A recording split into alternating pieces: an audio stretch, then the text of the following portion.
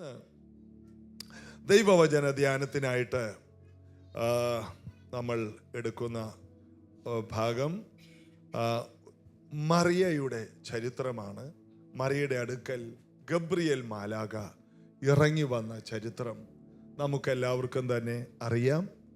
ഇന്ന് നമ്മൾ യേശുവിൻ്റെ ജനനത്തെ ഏറ്റവും പ്രത്യേകമായി ഓർത്ത് യേശുവിൻ്റെ ജനനത്തിൽ സന്തോഷിക്കുന്ന ദിവസമാണ്. നമ്മുടെ വീട്ടിൽ ഒരു കുഞ്ഞ് ജനിച്ചാൽ നമുക്കുണ്ടാകുന്ന സന്തോഷം ആ വീടിന് മാത്രമായി, പിന്നത്തേതിൽ അവരുടെ ബന്ധുക്കൾക്ക് മാത്രമായിട്ട് ഒതുങ്ങും. എന്നാൽ ഓരോ വർഷവും ആ ജന്മദിനത്തെ നമ്മൾ ഓർക്കാറുണ്ട്, ദൈവം നമുക്ക് ആയുസ് തന്നതോർത്ത്. എന്നാൽ അതിനേക്കാൾ ഏറ്റവും വലിയ സന്തോഷമാണ് സർവ്വജനത്തിനും ഉണ്ടാകാനുള്ള മഹാസന്തോഷം. ഈ ഭൂമിയിലേക്ക് കടന്നു വന്നു. അത് രക്ഷകനായി മറിയ ജോസഫ് എന്ന ദമ്പതികളുടെ ഭവനത്തിലേക്ക് കടന്നു വന്നു.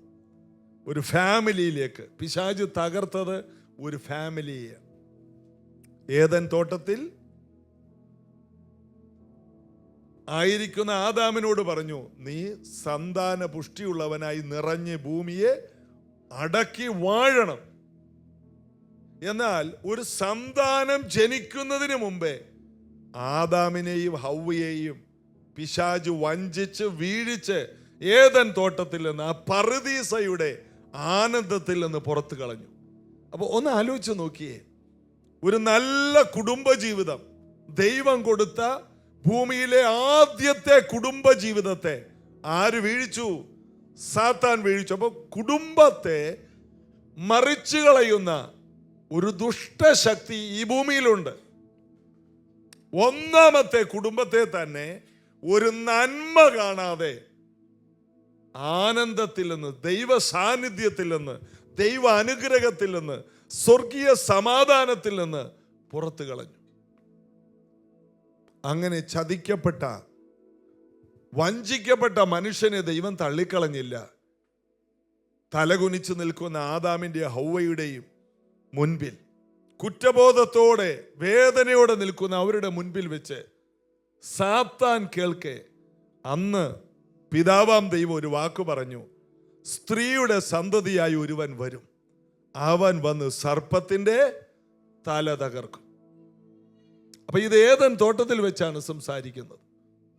ഇന്ന് ഈ കുടുംബം തലകുനിച്ച് ജീവിതത്തിൽ വാഗ്ദത്തങ്ങളൊന്നും കാണാതെ, നന്മകളൊന്നും കാണാതെ, ഈ ഭൂമിയെ അടക്കി വാഴാൻ കഴിയാതെ, ഒരു തലമുറയെ പോലും, വിശുദ്ധ സന്തതിയെ കാണാതെ ഈ തോട്ടത്തിൽ നിന്ന് പുറത്തു പോകുന്നെങ്കിൽ ഈ കുടുംബത്തിൽ നിന്ന് തന്നെ അനുഗ്രഹിക്കപ്പെട്ട ഫാമിലികളെ ഞാൻ പുറത്തു കൊണ്ടുവരും. ഇതാണ് ദൈവം. അതായത് ഇന്ന് ഈ കുടുംബം നന്മകളുടെ പറുദീസയിൽ നിന്ന് പുറത്തു പോകുന്നു, ശാപത്തിലേക്ക് കാലെടുത്തു വെക്കുന്നു. അവർക്ക് ഇനി മുളക്കാൻ പോകുന്ന മുള്ളും പറക്കാരയുമാണ്. നെറ്റിയിലെ വിയർപ്പ് കൊണ്ട് അവർ ആഹാരം ഭക്ഷിക്കും. അവർ പൊടിയിലേക്ക് തിരികെ ചേരും. അവരുടെ ആയുസ് നഷ്ടപ്പെടും. എന്നാൽ അതേ കുടുംബത്തിൽ നിന്ന്, ഏത് കുടുംബം ശപിക്കപ്പെട്ടുവോ ആ ശപിക്കപ്പെട്ട കുടുംബത്തിനകത്ത് നിന്ന് ഞാൻ വീണ്ടും അനുഗ്രഹിക്കപ്പെട്ട കുടുംബങ്ങളെ പുറത്തെടുക്കും. ഇന്നിവിടെ ഇരിക്കുന്ന ഓരോ കുടുംബങ്ങളും അറിയണം, അത് ദൈവത്തിൻ്റെ ഒരു പ്ലാനായിരുന്നു. ആ പ്ലാനാണ്, ആ പദ്ധതിയാണ് 2000 വർഷങ്ങൾക്ക് മുമ്പ് ദൈവം നടപ്പിലാക്കിയത്. ആ പദ്ധതി നടപ്പിലാകാതിരിക്കാൻ ആ ശിശു ജനിച്ച സമയത്ത് തന്നെ ബേത്ലഹേമിൻ്റെ അതിരുകളോളം ഹേരോദ രാജാവ് ആ പട്ടാളക്കാരെ അയച്ച് 2 വയസ്സിനും അതിന് താഴെ പ്രായമുള്ള എല്ലാ കുഞ്ഞുങ്ങളെയും കൊന്നുകളഞ്ഞു. റാമയിൽ ഒരു കരച്ചിൽ കേട്ടു. റാഹേൽ മക്കളെ ചൊല്ലി കരഞ്ഞു. ആശ്വാസം കൈക്കൊള്ളാൻ അവൾക്ക് മനസ്സില്ലാതെ ഇരുന്നു എന്ന് യേശു ജനിക്കുന്നതിന് 600 വർഷങ്ങൾക്ക് മുമ്പ് ജീവിച്ചിരുന്ന ഇരമ്യ പ്രവാചകൻ പ്രവചിച്ച പ്രവചനമാണ് അന്ന് അവിടെ നിവർത്തിയായത്. എങ്ങനെയും ഈ ജനിച്ച ശിശുവിനെ കൊല്ലണം. കാരണം ഈ ഭൂമിയിൽ നല്ല കുടുംബങ്ങൾ ഉണ്ടാകരുത്. ഇതാണ് ആരുടെ പദ്ധതി? പിശാചിൻ്റെത്. എന്നാൽ ദൈവത്തിൻ്റെ പദ്ധതി നല്ല ഫാമിലികൾ ഈ ഭൂമിയിൽ എഴുന്നേറ്റ് വരണം. അവര് വർദ്ധിച്ച് പെരുകി ഭൂമിയിൽ നിറയണം. അത് ദൈവത്തിൻ്റെ പ്ലാനാണ്. ഈ കുഞ്ഞിനെ തകർക്കാൻ പിശാചിന് കഴിഞ്ഞില്ല. ആ കുഞ്ഞുമായിട്ട് ജോസഫ് മറിയയുമായിട്ട് ഈജിപ്തിലേക്ക് ഓടുന്നു. രാത്രി സ്വപ്നത്തിൽ വലിയ അരുളപ്പാടുകൾ ഉണ്ടായിട്ട് അവർ അങ്ങോട്ട് പോകുന്നു. ഹേരോദാവിൻ്റെ മരണകാലം വരെ അവിടെ പാർക്കുന്നു. അതിനുശേഷം ആ ഹേരോദാവിൻ്റെ മകൻ വാഴുന്നു എന്ന് കേട്ടപ്പോൾ അങ്ങോട്ട് പോകാൻ മടിച്ച് മറ്റൊരു സ്ഥലത്ത് പോയി പാർത്തു. കാരണം അവൻ നസ്രയൻ എന്ന് വിളിക്കപ്പെടും എന്ന് അരുളപ്പാടുള്ളത് കൊണ്ട് അവൻ നസ്രയത്തിൽ പോയി പാർത്തു. അങ്ങനെ ഓരോ പ്രവചനങ്ങളാണ് അന്ന് നിവർത്തിയായത്. പിശാചി ജയിച്ചതല്ല, ഓരോ പ്രവചനങ്ങൾ നിവർത്തിയാകാൻ യേശു കർത്താവിൻ്റെ യാത്രകൾ അങ്ങനെയായിരുന്നു. അങ്ങനെ ജനിച്ച ഈ ശിശുവിനെ കാൽവരി ക്രൂശ് വരെ ആർക്കും തകർക്കാൻ കഴിയാതെ ദൈവം സംരക്ഷിക്കുക മാത്രമല്ല, സ്വന്തം തോളിൽ മാനവജാതിയുടെ പാപത്തിൻ്റെ പരിഹാരത്തിനായി മരക്കുരിശ് ചുമന്നുകൊണ്ട് കാൽവരി ക്രൂശിലേക്ക് സ്വന്തമായി നടന്നു കയറി. കൂടെയുള്ളവരെല്ലാം ചിതറിപ്പോയി. ഇടയനെ വെട്ടും, ആടുകൾ ചിതറുമെന്ന പ്രവചനം നിവർത്തിയാകേണ്ടതിന് ഈ ജനിച്ച ശിശു വളർന്ന് 33 തിരുവയസ്സിൽ ആ ഗദസമനയിലേക്ക് കയറി ചെന്ന് ക്രൂശിൽ മരിക്കുന്നതിന് മുമ്പ് സകലതും നിവർത്തിയായെന്ന് വിളിച്ചു പറഞ്ഞ് ഉറക്കെ നിലവിളിച്ച് പ്രാണനെ വിട്ടു. ഇതാണ് യേശു ഈ ഭൂമിയിൽ വന്ന ചരിത്രം. ഒരു ശിശു ജനിച്ചു, ആ ശിശു വളർന്നു, ആത്മാവിൽ വളർന്നു, ജ്ഞാനത്തിൽ മുതിർന്നു, ദൈവകൃപ അവൻ്റെ കൂടെ ഉണ്ടായിരുന്നു. അവൻ വലിയവനാകും എന്നുള്ള ഒരു പ്രവചന നിവർത്തി അവിടെ കാണുന്നു. എന്തിനിത് വിവരിച്ചു എന്ന് വെച്ചാൽ, ദൈവം ഒരു വാഗ്ദത്തം പറഞ്ഞാൽ അതിനെ മാറ്റാൻ ഒരിക്കലും പിശാചിന് കഴിയില്ല എന്ന സത്യം ഒരു ദൈവ പൈതൽ അറിയേണ്ടതിനാണ് ഞാൻ ഈ കാര്യം പറഞ്ഞത്. ദൈവമാണ് ഒരു കാര്യം പറഞ്ഞതെങ്കിൽ ഈ ഭൂമിയിൽ പിശാച് എന്തെല്ലാം ഇളകി മറിഞ്ഞാലും നിന്നോട് പറഞ്ഞ ആലോചനയെ മാറ്റാൻ ഒരിക്കലും പിശാചിനോ സാഹചര്യത്തിനോ കഴിയില്ല. എത്ര പേര് അതിന് ആമേൻ പറയും?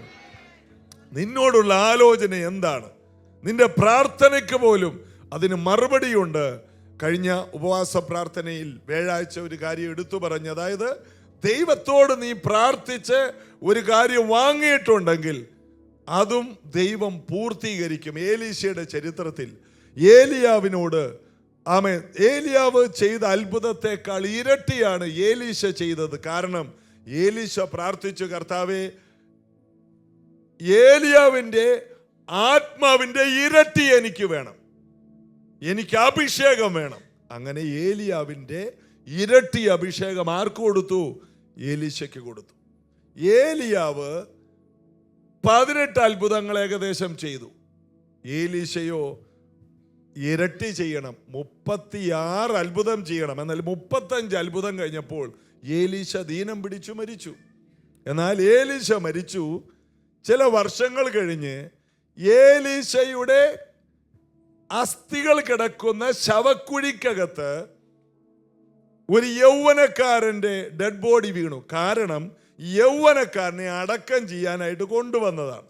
കൊണ്ടുവരുമ്പോൾ അവർ പാട്ടൊക്കെ പാടി അടക്കം ചെയ്യാനായിട്ട് എല്ലാവരും കൂടി കൊണ്ടുവരുന്ന വഴിക്ക് ശത്രു സൈന്യം വരുന്നു എന്ന അവരുടെ കുതിര കുളമ്പടികളുടെ സ്വരമൊക്കെ കേട്ടപ്പോൾ അടക്കം നടക്കാതെ തുറന്നു കിടക്കുന്ന ഒരു കുഴിയിലേക്ക് യൗവനക്കാരനെ ഇട്ടേച്ച് വീട്ടുകാരും ബന്ധുക്കളും ഓടിപ്പോയി. എന്ത് സംഭവിച്ചു?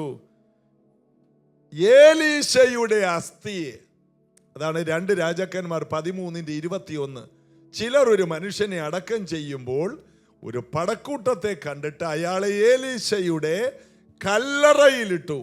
അവൻ അതിൽ വീണു. ഏലീശയുടെ അസ്ഥികളെ തൊട്ടപ്പോൾ അവൻ ജീവിച്ച് കാലൂന്നി നിവർന്നു നിന്നു. കാരണം ഏലീശയോട് ദൈവത്തിനൊരു കടപ്പാടുണ്ട്. അവൻ ഒരു വിഷയം ചോദിച്ചിട്ട് ആമേൻ, അവൻ പ്രാർത്ഥിച്ചതാണ്, എനിക്ക് ഇരട്ടി വേണം. ഏലിയാവ് ചെയ്തതിൻ്റെ ഇരട്ടി എനിക്ക് ചെയ്യണം. ഏലീശ മരിച്ചാൽ പോലും ദൈവത്തിൻ്റെ ഏലീശയോടുള്ള കടപ്പാട് മരിക്കില്ല. എത്ര പേര് അതിന് ആമേൻ പറയും? എന്തിനീ ദൈവവചനം പറഞ്ഞു? നിന്നെ കുറിച്ചുള്ള ദൈവത്തിന്റെ പ്രോഗ്രാമിന് മരിക്കാൻ കഴിയില്ല. ആമേൻ. നീ പോയാലും ദൈവത്തിന്റെ പ്രോഗ്രാം പോകത്തില്ല. എത്ര പേർ കൈകൾ അടിച്ച് അതിനെ സ്വീകരിക്കും? ദൈവവചനം വായിക്കുമ്പോൾ നമുക്ക് ധൈര്യമാണ്.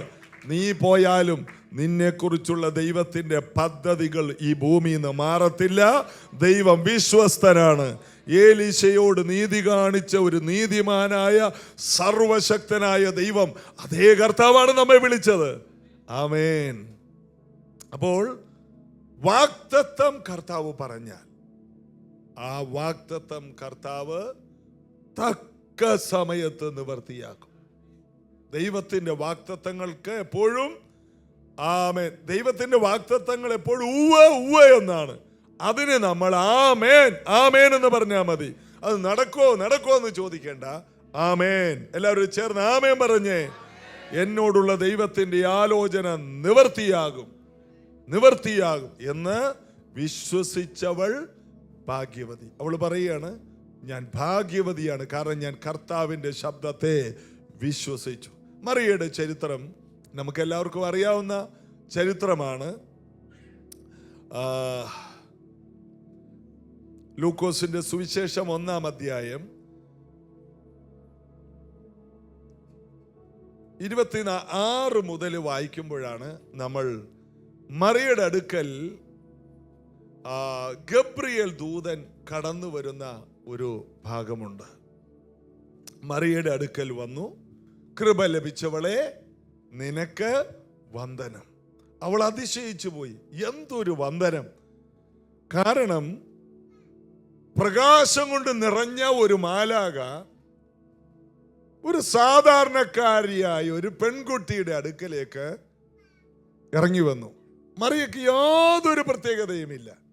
മറിയ യഹൂദ ഗോത്രത്തിൽ ഒരു കുടുംബത്തിൽപ്പെട്ട ജോസഫിന് വിവാഹ നിശ്ചയം ചെയ്യിക്കപ്പെട്ടവളെന്നല്ലാതെ അവളിൽ ജന്മന യാതൊരു പ്രത്യേകതയുമില്ല. ഒരു സാധാരണ പെൺകുട്ടി. എന്നാൽ അവൾ യഹൂദ ഗോത്രത്തിലെ ജോസഫിന്, അതായത് ദാവീദിന്റെ കുടുംബത്തിൽ ജനിച്ച ജോസഫിന് ഭാര്യയായി തീരാനായിട്ട് വിവാഹ നിശ്ചയം ചെയ്യിക്കപ്പെട്ടു എന്നൊറ്റ കാരണമാണ്, ആ ഗോത്രത്തിലേക്ക് അവൾ ഒരു ചുവട് വെച്ചു എന്നൊറ്റ കാരണമാണ് അവളുടെ അടുക്കൽ ഗബ്രിയേൽ മാലാക വന്നത്. അപ്പോൾ ദൈവത്തിന്റെ കൃപ ലഭിച്ചവളാണ് ആര്? മറിയ. ഇന്ന് ഇവിടെ ഇരിക്കുന്ന എത്ര പേർ ദൈവത്തിന്റെ കൃപ ലഭിച്ചവരുണ്ട്? ആണോ? മറിയെ പോലെ തന്നെ കൃപ ലഭിച്ച ആരെങ്കിലും ഉണ്ടോ? കൈ കാണട്ടെ. ചിലരെങ്കിലും ഉണ്ട്. സ്തോത്രം. മറിയെ പോലെ തന്നെ കൃപ ലഭിച്ചവരാ. അതായത് അർഹതയില്ല എങ്കിലും ദൈവം എന്നെ തേടി വന്നു. എനിക്കൊരു യോഗ്യതയില്ല, ഞാൻ രക്ഷിക്കപ്പെടാൻ ഒരു യോഗ്യതയും ഇല്ലാത്ത വ്യക്തിയാണ്. അത് എൻ്റെ കാര്യവും നിങ്ങളുടെ കാര്യവും അതാണ്. നമ്മളാരും ഇന്ന് ഈ ദൈവകൃപയിൽ വരാൻ യാതൊരു യോഗ്യതയുമില്ല. കാരണം മറിയ ഒന്നുകിൽ ഇസ്രായേൽ ഗോത്രങ്ങളിൽപ്പെട്ട ഒരുവളാണ്, നമ്മളോ ജാതികളായിരുന്നു. ഒരിക്കലും സുവിശേഷത്തിന്റെ വാതിൽ തുറന്നു കിട്ടാൻ യാതൊരു യോഗ്യതയും ഇല്ലാതിരുന്ന കുടുംബങ്ങളിൽ നിന്ന് വരുന്നവരാണ്. അപ്പോൾ അതേ കൃപ നമ്മെ തൊട്ട് കഴിഞ്ഞപ്പോൾ നമ്മൾ ദൈവമക്കളായി മാറി, രക്ഷിക്കപ്പെട്ടവരുടെ കൂട്ടമായി മാറി, നിത്യജീവനുള്ളവരായി മാറി, ന്യായവിധി ഒഴിഞ്ഞുപോയവരായി മാറി, മരണം മാറിപ്പോയവരായി മാറി, സ്വർഗത്തിന് ഓഹരിക്കാരായി മാറി. എത്ര പേർ കൈകളെ തട്ടിക്കൊണ്ട് കർത്താവിന് അതിന് നന്ദി പറയും? എത്ര വലിയ ഒരു ഭാഗ്യമാണ്!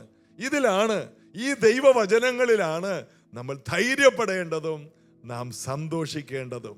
മറിയക്ക് ദൈവത്തിൻ്റെ കൃപ ലഭിച്ചു. അതേപോലെ തന്നെ ദൈവത്തിൻ്റെ കൃപ ലഭിച്ചവരാണ് ഈ ഓരോ വ്യക്തികളും. അതായത് മറിയയുടെ ജീവിതത്തിൽ വാഗ്ദത്തങ്ങൾ, ദൈവപുത്രനെ കുറിച്ചുള്ള വാഗ്ദത്തങ്ങൾ അവളുടെ ജീവിതത്തിൽ നിറവേറി. ഇതുപോലെ തന്നെ മറിയയിൽ യേശു ജനിച്ചു. അതുപോലെ തന്നെ നമുക്കൊരു ഭാഗ്യം പറയാനുണ്ട്. നാം യേശുവിൽ ജനിച്ചു. നാം പുതിയ സൃഷ്ടികളായി. എത്ര പേര് പുതിയ സൃഷ്ടികളാണ്? ഹല്ലേലൂയ. ഒരുവൻ ക്രിസ്തുവിലായാൽ അവൻ പുതിയ സൃഷ്ടിയാണ്. പഴയത് കഴിഞ്ഞുപോയി, സകലതും പുതുതായി തീർന്നിരിക്കുന്നു. മറിയ കർത്താവിൻ്റെ കൃപ ലഭിച്ചവളായി തീർന്നു. ഇവിടെ ഇരിക്കുന്ന ഓരോ വ്യക്തികൾക്കും ഈ പ്രാർത്ഥനയിലേക്ക് വരാനും, ഈ കൂട്ടായ്മയെന്നല്ല, രക്ഷിക്കപ്പെട്ട ഒരു കൂട്ടായ്മയിൽ ദൈവസഭ എന്ന കർത്താവിൻ്റെ ശരീരത്തോട് ചേർന്ന് ഒന്നായി തീരുവാൻ കൃപ ലഭിച്ചവരാണ് നമ്മൾ ഓരോരുത്തരും. യേശുവിൻ്റെ ശരീരത്തിൻ്റെ ഓരോ അവയവങ്ങളായി തീരാൻ കൃപ ലഭിച്ചതിൽ എത്ര പേര് ഹല്ലേലൂയ പറയും? നാം എത്ര അനുഗ്രഹിക്കപ്പെട്ടവരാണ്. അതായത് ക്രിസ്തുവെന്ന മൂലക്കല്ലിനോട് ചേർത്ത് പണിയപ്പെട്ട ജീവനുള്ള കല്ലുകളാണ് ഞാനും നിങ്ങളും. നമ്മൾക്ക് ചലനമുണ്ട്, നാം പണിയപ്പെടുന്നവരാണ്. യേശു ഒരു വാക്ക് പറഞ്ഞു, ഞാൻ എൻ്റെ സഭയെ പണിയും, പാതാള ഗോപുരം അതിനെ ജയിക്കില്ല. അതിൻ്റെ അർത്ഥം ഇവിടെ ഇരിക്കുന്ന ഒരാളെ പോലും പിശാചിന് ജയിക്കാൻ കഴിയില്ല. ആദാമിനെ ജയിച്ചു, ഹൗവയെ ജയിച്ചു, അല്ലെങ്കിൽ അവരെ തോൽപ്പിച്ചു. എന്നാൽ ഈ പുതിയ ഫാമിലികളെ, ഈ ഇരിക്കുന്ന പുതിയ ജനറേഷനെ, യേശുവിനെ സ്വീകരിച്ച പുതിയ തലമുറയെ ജയിക്കുവാൻ പിശാചിന് കഴിയില്ല. പിശാച് കൊണ്ടുവരുന്ന എന്തിനേയും നമ്മൾ ജയിച്ചിരിക്കും എന്നാണ് അതിൻ്റെ അർത്ഥം.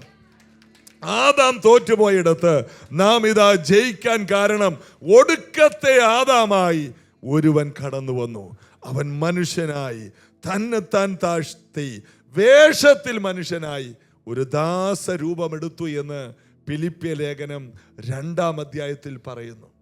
തന്നെത്താൻ ഒഴിച്ചു, അവൻ്റെ ഐഡന്റിറ്റി മുഴുവൻ കളഞ്ഞു, ഒരു ആശാരി പണിക്കാരനെ പോലെ ജീവിച്ചു. ഇതാ ജോസഫ് എന്ന വ്യക്തിയുടെ ജീവിതത്തിലേക്ക് വരികയാണ്. ജോസഫ് ആരാണ്? വെറും ഒരു ആശാരി പണിക്കാരൻ. ജോസഫ് ആരാണ്? ദാവീദിന്റെ മകൻ. ദാവീദിനോട് ദൈവം ഒരു വാഗ്ദത്തം പറഞ്ഞിട്ടുണ്ട്, നിന്റെ കുടുംബത്തിൽ രാജാക്കന്മാരില്ലാതെ പോവുകയില്ല. എന്നാൽ ദാവീദിന്റെ സിംഹാസനത്തിൽ ഇരിക്കേണ്ട ഒരു രാജാവായി ഇരിക്കേണ്ടവനാണ് ആര്? ജോസഫ്. എന്നാൽ കാലങ്ങൾ കഴിഞ്ഞപ്പോൾ ഇവരെല്ലാം ദൈവകൃപ വിട്ടുപോയി. പിശാചി ജോസഫിന്റെ, ദാവീദിന്റെ കുടുംബത്തെ മറിച്ചു കളഞ്ഞു. ദാവീദിന്റെ സിംഹാസനത്തിൽ ഇരിക്കാൻ ആളില്ലാതെ പോയി. അങ്ങനെ വന്ന് ജോസഫിന്റെ കാലമായപ്പോൾ ദാവീദിന്റെ കൊട്ടാരവുമില്ല, ഭരിക്കുന്നത് അന്യരാജ്യക്കാരെ ഈ ദാവീദിന്റെ കുടുംബത്തെ അടിമകളാക്കി ഭരിക്കുന്ന റോമ ഗവൺമെന്റിന്റെ അധികാരത്തിന്റെ കീഴിൽ ഒന്നുമില്ലാത്തവരായി ജീവിക്കുന്നവരായി ഗതികെട്ട് പോയ സമയത്താണ്, ഒരു സാധ്യതയും ഇല്ലാത്തപ്പോഴാണ് ഇതാ വാക്ക് പറഞ്ഞ ദൈവം സ്വന്തം പുത്രനെ അയക്കുന്നത്. ഏറ്റവും കഠിനപ്പെട്ട സമയത്ത്, ഒരു സാധ്യതയും ഇല്ലാത്തപ്പോൾ, ആർക്കും വിടുവിച്ച് ഉദ്ധരിച്ചെടുക്കാൻ കഴിയാത്ത സമയത്ത്, ഒരു സാധ്യതയും ഇല്ലാത്ത ഏറ്റവും കഠിനമായ സമയത്താണ് യേശു വന്ന് പിറക്കുന്നത്. എന്താണ് അതിൻ്റെ അർത്ഥം? എവിടെ പിറന്നാലും, ഏത് കഠിനമായ സ്ഥലത്ത് വന്നാലും ഞാൻ ആ സാഹചര്യത്തെ മാറ്റുമെന്നാണ് യേശുവിന് നമ്മോട് പറയാനുള്ളത്. അതായത് ഏറ്റവും കഠിനമായ, ഒരിക്കലും ആർക്കും വിടുവിക്കാൻ കഴിയാത്ത സാഹചര്യത്തിലേക്ക് ഇറങ്ങി വരാൻ മനസ്സ് കാണിച്ചവനാണ് നമ്മുടെ കർത്താവ്. എവിടെ? ഗലീല കടപ്പുറം, ഏറ്റവും ദാരിദ്ര്യം കൊണ്ട് നിറഞ്ഞ സ്ഥലം. യെരുശലേമിലെ സമ്പന്നരുടെ ഇടയിലേക്കല്ല യേശു വരുന്നത്.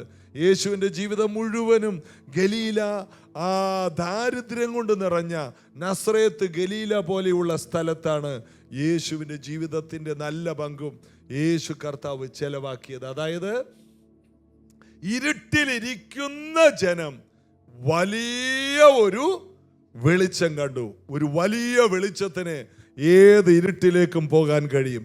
യേശു ഒരു വലിയ വെളിച്ചമാണ്. എത്ര പേരതിന് ആമേൻ പറയും? അപ്പോൾ ഒരു വലിയ വെളിച്ചം യാക്കോബിൽ ഒരു നക്ഷത്രം ഉദിക്കുമെന്നും യഹൂദയിൽ നിന്ന് ഒരു ചെങ്കോൽ ഉയരുമെന്നുള്ള പ്രവചനത്തിന്റെ നിവർത്തി ആമേ ഭൂമിയിലേക്ക് കൊണ്ടുവരാൻ ദൈവത്തിന് ഒരു കന്യകയെ ആവശ്യമാണ്. മറിയ എന്ന ഒരു കന്യകയുടെ അടുക്കലേക്ക് ഗബ്രിയേൽ മാലാഖ കടന്നു വന്നു. ഞാൻ നിങ്ങളെ നോക്കി പ്രവചിക്കുകയാണ്, പെട്ടെന്നായിരിക്കും ഒരു ദിവസം, പെട്ടെന്നായിരിക്കും ഒരു പ്രാർത്ഥനാ സമയത്ത് ഒരു എൻകൗണ്ടർ നിങ്ങൾക്കുണ്ടാകും. ആമേ, ഇന്ന് വരെ ഇല്ലാത്ത ചില അനുഭവങ്ങൾ നിങ്ങൾ കാണാൻ പോവുകയാണ്. എന്താണെന്ന് വെച്ചാൽ ദൈവം വാക്ക് പറഞ്ഞ ദൈവം ചില കാര്യങ്ങൾ നിവർത്തിക്കേണ്ടതിന് നിങ്ങളുടെ ഭവനത്തിലേക്ക്, നിങ്ങളുടെ പ്രാർത്ഥനാ മുറിയിലേക്ക്, നിങ്ങളുടെ സാഹചര്യത്തിലേക്ക് ചില ദൂതന്മാരെ അയച്ച് ദൈവത്തിന്റെ ചില പദ്ധതികൾ, വാക്ക് പറഞ്ഞ് മാറാത്ത ദൈവത്തിന്റെ പ്ലാനുകൾ നിന്നിൽ നിവർത്തിക്കാൻ പോവുകയാണ്. ഇത് പറയുമ്പോൾ ചിലർ അതിനെ അങ്ങനെ തന്നെ പിടിക്കാനുണ്ടെങ്കിൽ അത് അങ്ങനെ തന്നെ നടക്കട്ടെ. നിന്റെ വിശ്വാസം എങ്ങനെയാണോ അങ്ങനെ തന്നെ. സ്തോത്രം. മറിയക്ക് ചിലപ്പോൾ നല്ല വീടില്ലായിരിക്കാം, മറിയക്ക് നല്ല ജീവിത ചുറ്റുപാടില്ലായിരിക്കാം. എന്നാൽ അതൊന്നും ദൈവത്തിന് വിഷയമല്ല. ദൈവത്തിന് തൻ്റെ മകനെ ഈ ഭൂമിയിലേക്ക് കൊണ്ടുവരണം. ദൈവത്തിന് തൻ്റെ വാഗ്ദത്തങ്ങളെ നിറവേറ്റണം. അതിന് ഒരു വ്യക്തിയെ വേണം. ദൈവത്തിന് തന്നെത്താൻ ഏൽപ്പിച്ചു കൊടുക്കുന്ന ഒരു വ്യക്തി, ആ വ്യക്തിയെയാണ് ദൈവം പല വാഗ്ദത്ത നിവർത്തിക്ക് വേണ്ടിയും ഉപയോഗിക്കാൻ പോകുന്നത്. ഈ അന്ത്യകാലത്ത് വലിയ ഉണർവ് നടക്കുമെന്നും ലോകം മുഴുവൻ കത്തിപ്പടരുന്ന ഒരു അന്ത്യകാല ഉണർവ് നടക്കുമെന്നും അതിനുവേണ്ടി ചിലരെ ദൈവം എഴുന്നേൽപ്പിക്കുമെന്നും പറഞ്ഞല്ലോ. ആ ഒരു ദൂത് ഈ ലോകം മുഴുവനും എല്ലാവരും കാത്തിരിക്കുന്ന സമയത്ത് ഇതിനകത്ത് ചില മറിയമാർ അതിനെ മുറുകെ പിടിക്കുമെങ്കിൽ നിന്നിലൂടെ ആയിരിക്കും ആ ഉണർവിന്റെ ജ്വാല ആരംഭിക്കുന്നതെന്ന് ഞാൻ അങ്ങോട്ട് നിങ്ങളെ നോക്കി പ്രവചിക്കുകയാണ്. ആ വ്യക്തി നിങ്ങളായിരിക്കും. മറിയക്ക് വ്യക്തിപരമായി യാതൊരു പ്രത്യേകതയുമില്ല. അവളെ കർത്താവിനെ ഏറ്റവും കൂടുതൽ ബോധിച്ചത് അവൾ സമർപ്പിക്കപ്പെട്ടവളാണ്. ഒരു കാര്യം കേട്ടാൽ അവൾ അതിൽ നിന്ന് മാറത്തില്ല. ഒരു കാര്യത്തിൽ തീരുമാനമെടുക്കാൻ, ദൈവവചനത്തിൽ തീരുമാനമെടുക്കുവാൻ ശക്തിയുള്ളവളാണ്. മറിയയുടെ ഒന്നാമത്തെ പ്രത്യേകത തന്നെ എന്താണെന്ന് വെച്ചാൽ ലൂക്കോസിന്റെ സുവിശേഷം 1:32 വാക്യം ഇങ്ങനെയാണ്. മറിയയോട് ഗബ്രിയേൽ മാലാഖ കുറേ കാര്യങ്ങൾ പറയുന്ന കൂട്ടത്തിൽ നീ ഒരു മകനെ പ്രസവിക്കും, ആ മകന് യേശുവെന്ന് പേരിടണം, അവൻ വലിയവനാകും. 32 വാക്യത്തിൽ അത്യുന്നതന്റെ പുത്രനെന്ന് വിളിക്കപ്പെടും, കർത്താവായ ദൈവം അവന്റെ പിതാവായ ദാവീദിന്റെ സിംഹാസനം അവന് കൊടുക്കും, അവൻ യാക്കോബ് ഗൃഹത്തിൽ എന്നേക്കും രാജാവായിരിക്കും, അവന്റെ രാജ്യത്തിന് അവസാനമുണ്ടാകുകയില്ല. അതായത് ഉൽപ്പത്തി പുസ്തകം 3-ാം അധ്യായത്തിൽ 15-ാം വാക്യത്തിൽ പറഞ്ഞ ആ പ്രവചനം നിവർത്തിയാകാൻ ഏകദേശം 4000-ഓളം വർഷം, 4000-ത്തിലധികം വർഷം ദൈവം കാത്തു നിന്നിട്ട് ഒരു പെൺകുട്ടിയെ കണ്ടുപിടിച്ചു. അവളുടെ അടുക്കൽ നേരെ വന്ന് ഒരു അനുവാദം ചോദിക്കുകയാണ്. അതായത് മറിയയുടെ അനുവാദമില്ലാതെ മശിഹായ്ക്ക് മറിയയിൽ വരാൻ കഴിയില്ല. മറിയ എത്ര പ്രസംഗം കേട്ടാലും, മറിയ 40 ദിവസം ഉപവസിച്ചാലും, 40 ദിവസം കുത്തിയിരുന്ന് ഗബ്രിയേൽ മാലാഖ രാപകൽ ബൈബിൾ ക്ലാസ് എടുത്താലും മറിയ അനുവദിക്കാതെ യേശുവിന് മറിയയിൽ വരാൻ കഴിയില്ല. എന്നാൽ ഗബ്രിയേൽ മാലാഖയ്ക്ക് ചെയ്യാൻ കഴിയുന്നത്, നിന്നിൽ ജനിക്കാൻ പോകുന്നത് അത്യുന്നതനായ ദൈവത്തിന്റെ പുത്രനാണ്, അവന്റെ രാജ്യത്തിന് അവസാനമില്ല, അവൻ ദാവീദ് ഗൃഹത്തിൽ എന്നും രാജാവായിരിക്കും, ഇസ്രായേലിന്റെ രാജാവായിരിക്കും, അവന്റെ രാജ്യം ഒരിക്കലും അവസാനിക്കുകയില്ല, അവന് യേശു എന്ന് പേരിടണം. അതായത് അവൻ ജനങ്ങളെ പാപത്തിൽ നിന്ന് രക്ഷിക്കുന്നവനാണ്. ആർക്കും വിടുവിക്കാൻ കഴിയാത്ത ഒന്നാണ് പാപം. പാപത്തിൽ നിന്ന് രക്ഷിക്കാൻ പറ്റിയ ഒരാളും ഭൂമിയിലേക്ക് വന്നിട്ടില്ല. മിസ്രൈമിൽ നിന്ന് മോശ യോശുവ അവരെല്ലാം ജനത്തെ രക്ഷിച്ചു. ന്യായാധിപന്മാരുടെ കാലത്ത് പല ശത്രുക്കളിൽ നിന്ന് ശിംശോൻ പോലെയുള്ളവർ, ഇബ്താഹ് പോലെയുള്ളവർ, ശമൂവേൽ പോലെയുള്ള പ്രവാചകന്മാർ ദൈവജനത്തെ രക്ഷിച്ചു. എന്നാൽ പാപത്തിൽ നിന്ന് രക്ഷിക്കുന്ന ആരും തന്നെ ഈ ഭൂമിയിലില്ല. പാപത്തിൽ നിന്ന് ഒരാളെ രക്ഷിക്കണമെങ്കിൽ പാപരഹിതനായ ഒരു വ്യക്തി ഈ ഭൂമിയിൽ ഉണ്ടാകണം. അങ്ങനെ ആരുമില്ല.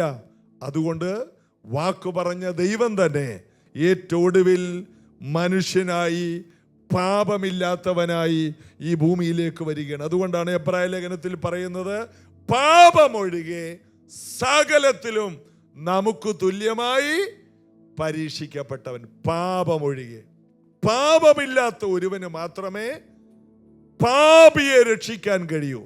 അവന് നീ യേശുവെന്ന് പേരിടണം. ഇത്രയും വലിയ വാഗ്ദത്തങ്ങൾ മുഴുവനും ഗബ്രിയേൽ മാലാഖ ചില മണിക്കൂറുകൾ നിന്നുകൊണ്ട് മറിയയോട് പറയുകയാണ്. എന്നിട്ടും മറിയയിൽ വ്യത്യാസങ്ങൾ വരുന്നില്ല. എന്നാൽ മറിയയിൽ വന്ന വ്യത്യാസം, മറിയയിൽ ഇത് ആക്റ്റീവ് ആകാൻ തുടങ്ങിയത്, മറിയ ഒരു വാക്ക് പറഞ്ഞു, ഇതാ കർത്താവിൻ്റെ ദാസി, നിന്റെ വാക്കുപോലെ എന്നിൽ ഭവിക്കട്ടെ. ഈ ഒരു വാക്ക് പറയാതെ, ദൈവത്തിന് നമ്മൾ അനുവാദം കൊടുക്കാതെ ദൈവത്തിന് പോലും നമ്മെ സഹായിക്കാൻ കഴിയില്ല. നമ്മുടെ ഒരു വാക്കിന് വേണ്ടി ദൈവം ഇന്ന് വെയിറ്റ് ചെയ്യുകയാണ്. ചില വാക്കുകൾ നമ്മുടെ വായിൽ നിന്ന് കേൾക്കാൻ, അതേ കർത്താവേ ഞാനുണ്ട്, ഞാൻ തയ്യാറാണ്. നിന്റെ ഈ അന്ത്യകാല പദ്ധതിയിൽ അങ്ങ് ചെയ്യാൻ പോകുന്ന ഉണർവിന് ഇതാ കർത്താവിൻ്റെ ദാസി, ഇതാ കർത്താവിൻ്റെ ദാസൻ. ഈ അന്ത്യകാലത്ത് നിന്റെ വാക്ക് പോലെ എന്നിലത് സംഭവിക്കട്ടെ. എന്നെ ഒരു ഉണർവാക്കി മാറ്റണമേ, എന്നെ ഒരു അത്ഭുതമാക്കണമേ, ഈ അന്ത്യകാലത്ത് ഒരു അടയാളമാക്കി എന്നെ നിർത്തണമേ ഇതാ എന്ന് ആരെങ്കിലും പറയാനുണ്ടെങ്കിൽ ആ വ്യക്തിയിൽ അതിൻ്റെ വിടുതലുകൾ തുടർന്ന് കാണാൻ തുടങ്ങും. അതിന് വിദ്യാസമ്പന്നത വേണമെന്നില്ല, ആരോഗ്യം വേണമെന്നില്ല, വലിയ കുടുംബം വേണമെന്നില്ല. ഈ വലിയ കുടുംബം എന്ന് പറഞ്ഞ ഒരു കുടുംബം ഭൂമിയിലില്ല. എല്ലാം ആദാമിൻ്റെ ഹവ്വയുടെ മക്കളാണ്. അതായത് ദൈവം ശപിച്ച് തോട്ടത്തിൽ നിന്ന് പുറത്താക്കിയ തലമുറകളാണ് ഇന്ന് ഈ ഭൂമി കാണുന്നത്. ഇനി അവർക്കെല്ലാം എത്ര വലിയ തോട്ടം ഉണ്ടെങ്കിലും ദൈവം തോട്ടത്തിൽ നിന്ന് പുറത്താക്കിയവരുടെ മക്കളുടെ തോട്ടമാണ്. ആരും പ്രശംസിക്കാൻ യോഗ്യതയില്ലാത്ത 800 കോടി ജനം ഇന്ന് ഈ ഭൂമിയിലുണ്ട്. ഒരു പ്രശംസയും പറയാനില്ല. 4 കാശുണ്ടാകും, ജീവിക്കാൻ കുറച്ച് ചുറ്റുപാടുണ്ടാകും. എന്നാൽ മരണം വന്ന് പിടിച്ചാൽ നേരെ നിത്യ നരകത്തിയിലേക്കല്ലാതെ ഒഴിവ് കഴിവില്ലാത്ത 800 കോടി ജനത്തിൻ്റെ നടുവിൽ ഏക രക്ഷകന്റെ വാക്ക് കേട്ട് ഇതാ കർത്താവിൻ്റെ ദാസി എന്ന് പറയുന്ന വ്യക്തികൾക്ക് പെട്ടെന്ന് മാറ്റങ്ങളും അഭിവൃദ്ധിയും ഉയർച്ചയും ഉണ്ടാകും. അതായത് ഗബ്രിയേൽ മാലാഖ എത്ര ക്ലാസ് എടുത്താലും, എത്ര പ്രവചനം കേട്ടാലും, നാം പറയുന്ന ഒരൊറ്റ വാക്കിലാണ് കാര്യങ്ങൾ മാറാൻ പോകുന്നത്. ഇന്ന് ഇതിനകത്തിരിക്കുന്ന ഓരോ വ്യക്തികളും നിങ്ങൾ ഹൃദയപൂർവ്വം പറയുന്ന ഒരൊറ്റ വാക്കിൻ്റെ പുറത്ത് നിങ്ങളുടെ വീടിൻ്റെ സ്ഥിതി മാറാൻ പോവുകയാണ്, നിന്റെ ഭാവി മാറാൻ പോവുകയാണ്, നിന്റെ ജീവിതം മാറാൻ പോവുകയാണ്, നിന്റെ ചരിത്രം AD BC പോലെ 2 ആകാൻ പോവുകയാണ്. ഹല്ലേലൂയ. അതായത് ദൈവത്തിൻ്റെ ശബ്ദം മറിയ കേട്ടു. ഒന്നാമത്തെ കാര്യം, മറിയ ദൈവത്തിൻ്റെ ആലോചന കേട്ടു. ഇന്ന് ഇതിനകത്തിരിക്കുന്ന ഓരോ വ്യക്തികൾക്കും അഭിമാനത്തോടെ പറയാം, ഞാൻ ദൈവത്തിൻ്റെ ആലോചന കേൾക്കാൻ വന്ന വ്യക്തിയാണ്. എത്ര പേര് അതിന് ആമേൻ പറയും? നമുക്ക് ദൈവത്തിൻ്റെ ശബ്ദമുണ്ട്. 1 ശമൂവേൽ 3-ാം അധ്യായത്തിൽ പറയുന്നു, ദൈവത്തിൻ്റെ വചനം അന്ന് ഇല്ലായിരുന്നെന്ന്. 1 ശമൂവേൽ 3-ാം അധ്യായം. ശമൂവേൽ ബാലൻ ഏലിയുടെ മുമ്പാകെ യഹോവയ്ക്ക് ശുശ്രൂഷ ചെയ്തു പോന്നു. ആ കാലത്ത് യഹോവയുടെ വചനം ദുർലഭമായിരുന്നു, ദർശനം ഏറെ ഇല്ലായിരുന്നു, വചനമില്ല. പിന്നീട് നമ്മൾ വായിക്കുന്നു മലാക്കിക്ക് ശേഷം, മലാക്കിയുടെ പുസ്തകമാണ് പഴയ നിയമത്തിലെ ഏറ്റവും ഒടുവിലത്തെ പുസ്തകം. മലാക്കിക്ക് ശേഷം പിന്നെ ദൈവവചനമില്ല. മലാക്കി പ്രവാചകന് ശേഷം പ്രവാചകന്മാരുമില്ല. ഇരുണ്ട കാലഘട്ടത്തിലേക്ക് ഭൂമി പോയി. വചനമില്ല. അതായത് വചനം എപ്പോഴെങ്കിലും ഉണ്ടായിട്ടുണ്ടോ അവിടെയെല്ലാം വിടുതലുണ്ടായിട്ടുണ്ട്. അതായത് ശമൂവേൽ എഴുന്നേറ്റു. ദാൻ മുതൽ ബേർശേബ വരെ ദൈവത്തിന്റെ വചനവുമായി അവൻ സഞ്ചരിച്ചു. 2 രാജാക്കന്മാരെ അവൻ എഴുന്നേൽപ്പിച്ചു. ഒന്നാമത്തെ രാജാവ് ശൗൽ അവിശ്വസ്തനായപ്പോൾ രണ്ടാമത് ദൈവത്തിനൊരു രാജാവിനെ അവൻ എഴുന്നേൽപ്പിച്ചു. ശമൂവേലിന്റെ കാലത്ത് വചനം അവൻ പറയാൻ തുടങ്ങിയപ്പോൾ ശത്രുക്കൾ തോറ്റോടാൻ തുടങ്ങി. ശത്രുക്കൾ പിന്നീട് ശമൂവേലിന്റെ കാലത്ത് ആ രാജ്യത്തിലേക്ക് വന്നില്ല. കാരണം വചനമുള്ള ഒരുവൻ എവിടെയുണ്ടോ അവിടെ സംരക്ഷണമുണ്ട്. വചനമുള്ള ഒരുവൻ എവിടെയെങ്കിലും ഉണ്ടെങ്കിൽ അവിടെ ദൈവകൃപ ഒഴുകും. ഇതിനകത്തിരിക്കുന്ന ഓരോ വ്യക്തികളും അറിയണം, ദൈവത്തിന്റെ ശബ്ദം, ആത്മനിറവുള്ള ദൈവവചനം കേൾക്കുന്ന ഇടമാണോ അവിടെ ഒരു സമൃദ്ധിയായ ജീവനുണ്ട്, അവിടെ ഐശ്വര്യമുണ്ട്, അവിടെ ഉയർച്ചയുണ്ട്. ഹല്ലേലൂയ. വചനം ഇല്ലാത്ത കാലത്ത്, ഏലിയുടെ കാലത്ത്, ശമൂവേൽ കുഞ്ഞായിരിക്കുന്ന കാലത്ത് വചനമില്ലായിരുന്നു. ഏലി പുരോഹിതന്റെ ചെറുപ്പകാലത്ത് ദൈവവചനമുണ്ടായിരുന്നു. എന്നാൽ ആ കേട്ട ദൈവവചനത്തെ ഏലി പുരോഹിതൻ അതുപോലെ ഏറ്റെടുത്തനുസരിച്ചില്ല. അതുകൊണ്ട് ദൈവം സംസാരിക്കാതെയായി. എന്നാൽ ഇതിനകത്തിരിക്കുന്ന ഓരോ ദൈവ പൈതലും പറയാനുണ്ട്, എനിക്ക് ദൈവ ശബ്ദം കേൾക്കാനുണ്ട്. ഞാൻ ദൈവവചനത്തിന്റെ കീഴെയാണ് ഇരിക്കുന്നത്. ആമേൻ. ഞാൻ ദൈവവചനത്തിലാണ്. എനിക്ക് ദൈവ ശബ്ദമുണ്ട്. എനിക്ക് ദൈവത്തിന്റെ അരുളപ്പാടുണ്ട്. ഞാൻ ദൈവത്തിന്റെ വെളിപ്പാടുള്ളവനാണ്. ഞാൻ ദൈവത്തിന്റെ സ്വപ്നങ്ങൾ കാണുന്ന വ്യക്തിയാണ്. അവിടെ നമ്മൾ വായിക്കുന്നു, ദർശനം ഏറെ ഇല്ലായിരുന്നു. എന്നാൽ ഇവിടെ ഇരിക്കുന്ന ഭൂരിഭാഗം പേരും സ്വപ്നങ്ങൾ കാണുന്നവരും ദർശനങ്ങൾ കാണുന്നവരാണ്. അതിൻ്റെ കാരണം വചനം പല രീതിയിൽ ഇവിടെ ക്രിയ ചെയ്യുന്നുണ്ട്. എന്തുകൊണ്ടാണ്? യേശുവിൻ്റെ സഭയാണ്. എന്തുകൊണ്ടാണ്? ഇവിടെ പരിശുദ്ധാത്മാവ് വ്യാപരിക്കുന്നുണ്ട്. അപ്പോൾ മറിയയുടെ ആ കാലത്ത് വചനമില്ലായിരുന്നു. എന്നാൽ ആ 400 വർഷങ്ങൾക്കിടയിൽ ഒരു പെൺകുട്ടിയുടെ അടുക്കലേക്ക് വചനമായിട്ട് ആര് വന്നു? ഗബ്രിയേൽ മാലാഖ വന്നു. എവിടെയെങ്കിലും വചനം വന്നിട്ടുണ്ടോ? ദൈവം വചനം എവിടെയെങ്കിലും ആർക്കെങ്കിലും കൊടുത്തിട്ടുണ്ടോ? അവിടെ ചില ചരിത്രങ്ങൾ ഉണ്ടായിട്ടുണ്ട്. ഇന്ന് ഈ വചനങ്ങൾ ഇവിടെ ക്രിയ ചെയ്യുന്നുണ്ടെങ്കിൽ ഇവിടെ ഈ കുടുംബങ്ങൾക്കകത്തും ചില ചരിത്രങ്ങൾ ഉണ്ടാകാൻ പോവുകയാണ്. ഈ യൗവനക്കാരുടെ ഇടയിലും എത്ര പേരതിനെ സ്വീകരിക്കും? ഈ കേൾക്കുന്ന വചനം, ദൈവത്തിന്റെ വചനം, ദൈവത്തിന്റെ അരുളപ്പാടുകൾ. ഇതിനകത്ത് നിന്ന് മിഷണറിമാരായി ശക്തന്മാരായ വ്യക്തികൾ പല രാജ്യങ്ങളിലേക്ക് പോകുമെന്ന് ഞാൻ നിങ്ങളെ നോക്കി പ്രവചിക്കുമ്പോൾ ഈ വചനം ആരുടെയെങ്കിലും മേൽ വരുന്നുണ്ടെങ്കിൽ, അതിനെ കേറി പിടിക്കുന്നവരുണ്ടെങ്കിൽ നീയായിരിക്കും ആ വ്യക്തി. ദൈവം പലരെയും വലിയ കാര്യങ്ങൾക്ക് വേണ്ടി ഗവൺമെന്റ് തലങ്ങളിലേക്ക് എഴുന്നേൽപ്പിക്കും. ഉയർന്ന തലങ്ങളിൽ, ഉന്നത തലങ്ങളിൽ എത്തുന്നവർ ഇതിനകത്തുനിന്ന് എഴുന്നേറ്റ് വരുമെന്ന് ഞാനിവിടെ വിളിച്ചു പറയുമ്പോൾ, ഈ പ്രവചനത്തെ, ഈ ദൈവത്തിന്റെ വചനത്തെ പിടിക്കുവാൻ, അത് എൻ്റെ തലമുറയാണ്, അത് എൻ്റെ വീട്ടിലാണെന്ന് പറഞ്ഞ് ഇതാ എൻ്റെ കുടുംബത്തെ അതിനായി സമർപ്പിക്കുന്നു എന്ന് പറഞ്ഞാൽ ആ കുടുംബത്തിലേക്ക് ആ വചനം പ്രവർത്തിക്കാൻ തുടങ്ങും. ഇതാ മറിയ ദൈവവചനം കേൾക്കുകയാണ്. യേശുവിനെ കുറിച്ച് വലിയ വചനം കേൾക്കുകയാണ്. അത് നിന്റെ ഉദരത്തിൽ സംഭവിക്കാനാണ് ദൈവത്തിന്റെ ഇഷ്ടം. മറിയ യെസ് പറയാതെ ആ വചനം നിറവേറില്ല. ഇന്ന് ആ റോമാലേഖനം 10-ാം അധ്യായത്തിൽ അതിൻ്റെ 9-10 വാക്യങ്ങൾ വായിക്കുമ്പോൾ നമുക്കറിയാം, ഹൃദയം കൊണ്ട് വിശ്വസിക്കുകയും രക്ഷയ്ക്കായി വാഗൊണ്ട് ഏറ്റുപറയുകയും ചെയ്യാതെ, യേശുവിനെ കർത്താവെന്ന് വാഗൊണ്ട് ഏറ്റുപറയുകയും ദൈവം അവനെ മരിച്ചവരിൽ നിന്ന് ഉയർത്തെഴുന്നേൽപ്പിച്ചു എന്ന് ഹൃദയം കൊണ്ട് വിശ്വസിക്കുകയും ചെയ്താൽ. അപ്പൊ രണ്ട് കാര്യം സംഭവിക്കണം. ഹൃദയപൂർവം വിശ്വസിക്കണം, വാ കൊണ്ട് പറയണം, ഇതാ കർത്താവിൻ്റെ ദാസി. ഈ അത്ഭുതം എന്നിൽ നടക്കണം, ഈ വിടുതൽ എൻ്റെ ജീവിതത്തിൽ നടക്കണം, ഈ അത്ഭുതം എന്നിലൂടെ നടക്കണം, ഈ രാജ്യത്തിൻ്റെ ഉണർവ് എന്നിലൂടെ നടക്കണം, ഈ ദേശത്തിൻ്റെ വിടുതൽ എന്നിലൂടെ നടക്കണം, ഈ എൻ്റെ വീടിൻ്റെ വിടുതൽ എന്നിലൂടെ നടക്കണം.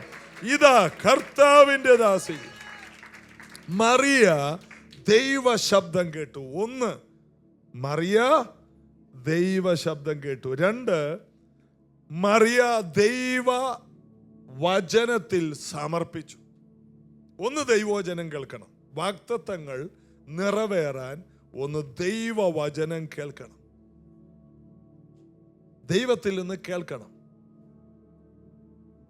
ദൈവശബ്ദം ഈ കാലഘട്ടത്തിൽ ദൈവം എന്താണ് നമ്മളോട് പറയുന്നത്, അതിൽ തങ്കൽ ഏകാഗ്രചിത്തന്മാർക്ക് വേണ്ടി, അതായത് ദൈവത്തെ ശ്രദ്ധിക്കുന്നവർക്ക് വേണ്ടി, തന്നെത്താൻ ബലവാനെന്ന് കാണിക്കാൻ ദൈവത്തിന്റെ കണ്ണ് ഭൂമി മുഴുവൻ ഊടാടിക്കൊണ്ടിരിക്കുന്നു. അപ്പൊ ദൈവത്തിൽ ഏകാഗ്രമായി ശ്രദ്ധിക്കുന്നവരുണ്ടോ എന്ന് ദൈവം നോക്കുകയാണ്. ആ കാലത്ത് ഈ ഇരുണ്ട കാലഘട്ടത്തിൽ ആരും ദൈവവചനം സംസാരിക്കാത്ത, ദർശനമില്ലാത്ത, പരിശുദ്ധാത്മാവിന്റെ പ്രവൃത്തിയില്ലാത്ത, പ്രവാചകന്മാരില്ലാത്ത കാലത്ത് ദൈവത്തിന് ദാവീദിന്റെ അടുക്കൽ ഒരു പ്രവാചകനെ വിട്ടതുപോലെ മറിയുടെ അടുക്കൽ ഒരു പ്രവാചകനെ വിടാൻ പ്രവാചകൻ ഇല്ലാത്ത കാലത്ത് സ്വർഗത്തിൽ നിന്ന് ഗബ്രിയേൽ മാലാഖയെ പ്രത്യേകമായിട്ട് പറഞ്ഞു വിട്ടു.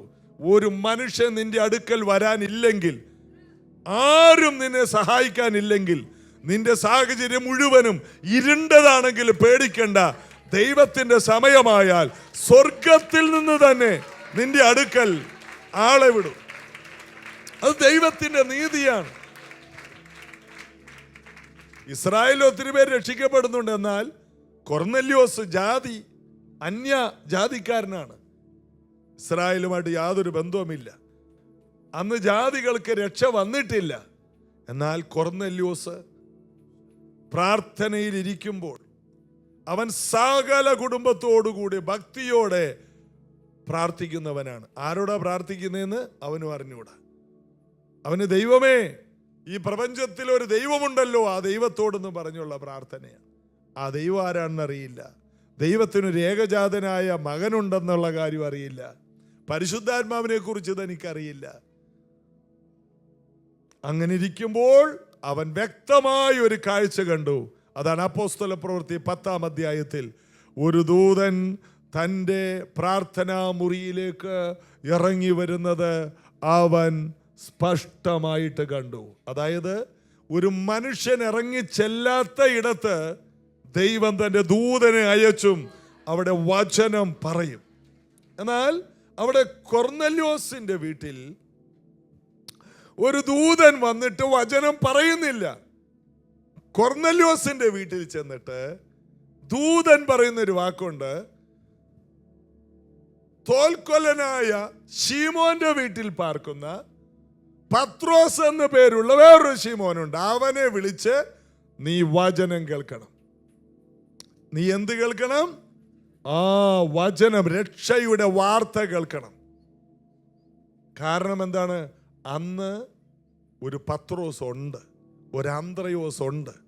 ഇതാരുമില്ലാത്ത സമയത്താണ് ആര് ജീവിക്കുന്നത്? മറിയ ജീവിക്കുന്നത്. പത്രോസിന്റെ, പൗലോസിന്റെ കാലഘട്ടം പോലെയല്ല മറിയയുടെ കാലഘട്ടം. ആരും വചനം പറയാനില്ല. എന്തൊരു വരണ്ട ജീവിതമാണ്. അതിൻ്റെ അർത്ഥം ആര് സഹായിക്കാനില്ല. വചനത്തിലൂടെയാണ് ഒരു ഉണർവുണ്ടാകൂ, വചനത്തിലൂടെയാണ് ഒരു അഭിവൃദ്ധി ഉണ്ടാകൂ. നിങ്ങളുടെ വീട്ടിൽ നിങ്ങൾ കൂടുതൽ സംസാരിക്കുന്നത് വചനമാണെങ്കിൽ അതൊരു അടയാളമാണ്. എന്താണ്? ഒരു അഭിവൃദ്ധി പുറകെ വരാൻ പോകുന്നു. എപ്പോഴും വചനം നിങ്ങളുടെ വായിൽ വരുന്നുണ്ടെങ്കിൽ അതിൻ്റെ അർത്ഥം വിടുതൽ തൊട്ടടുത്ത് എത്തിക്കഴിഞ്ഞെന്നാണ്. വീട്ടിലധികം വചനമൊന്നും പറയുന്നില്ല, വചനവുമായിട്ട് ഒരു ബന്ധവുമില്ല, നിന്റെ ജീവിതം ഒരു മരുഭൂമി ജീവിതമായിരിക്കും. എന്നാൽ എപ്പോഴും വചനം വായിൽ വരുന്നു, എപ്പോഴും ഒരു ആരാധന വരുന്നു, നിന്റെ ജീവിതം മറുരൂപഭൂമിയായിരിക്കും, ഒരു പുതിയ ജീവിതമായിരിക്കും, വരണ്ട ദേശമായിരിക്കും. എന്നാൽ അത് പനിനീർ പുഷ്പം പോലെ പൂക്കും. അതായത് വിടുതൽ ഉറപ്പാണ്. വചനം എവിടെ കൂടുതലുണ്ടോ ആ വീട്ടിൽ വിടുതൽ തൊട്ടരികിലെത്തിക്കഴിഞ്ഞു, വാഗ്ദത്തം തൊട്ടരികിലെത്തിക്കഴിഞ്ഞു. നീ കൂടുതൽ വചനത്തിനകത്താണോ, നിന്റെ ജീവിതത്തെ ചുറ്റിപ്പറ്റി വലിയ നന്മകൾ വരാൻ പോവുകയാണ്.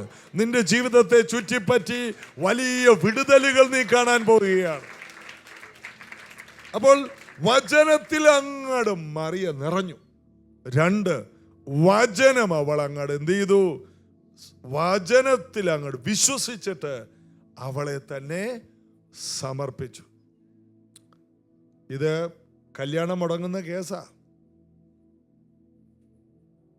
വലിയ അവളുടെ ഭാവിയെ ബാധിക്കുന്ന ഒരു സാഹചര്യമാണ്. എന്നാൽ അവൾ ഒരു കാര്യം ഉറപ്പിച്ചു, എന്നിൽ ജനിക്കാൻ പോകുന്നത് വലിയവനാണ്. അവൻ ചെറിയ കാര്യങ്ങളല്ല എനിക്ക് വേണ്ടി ചെയ്യാൻ പോകുന്നത്.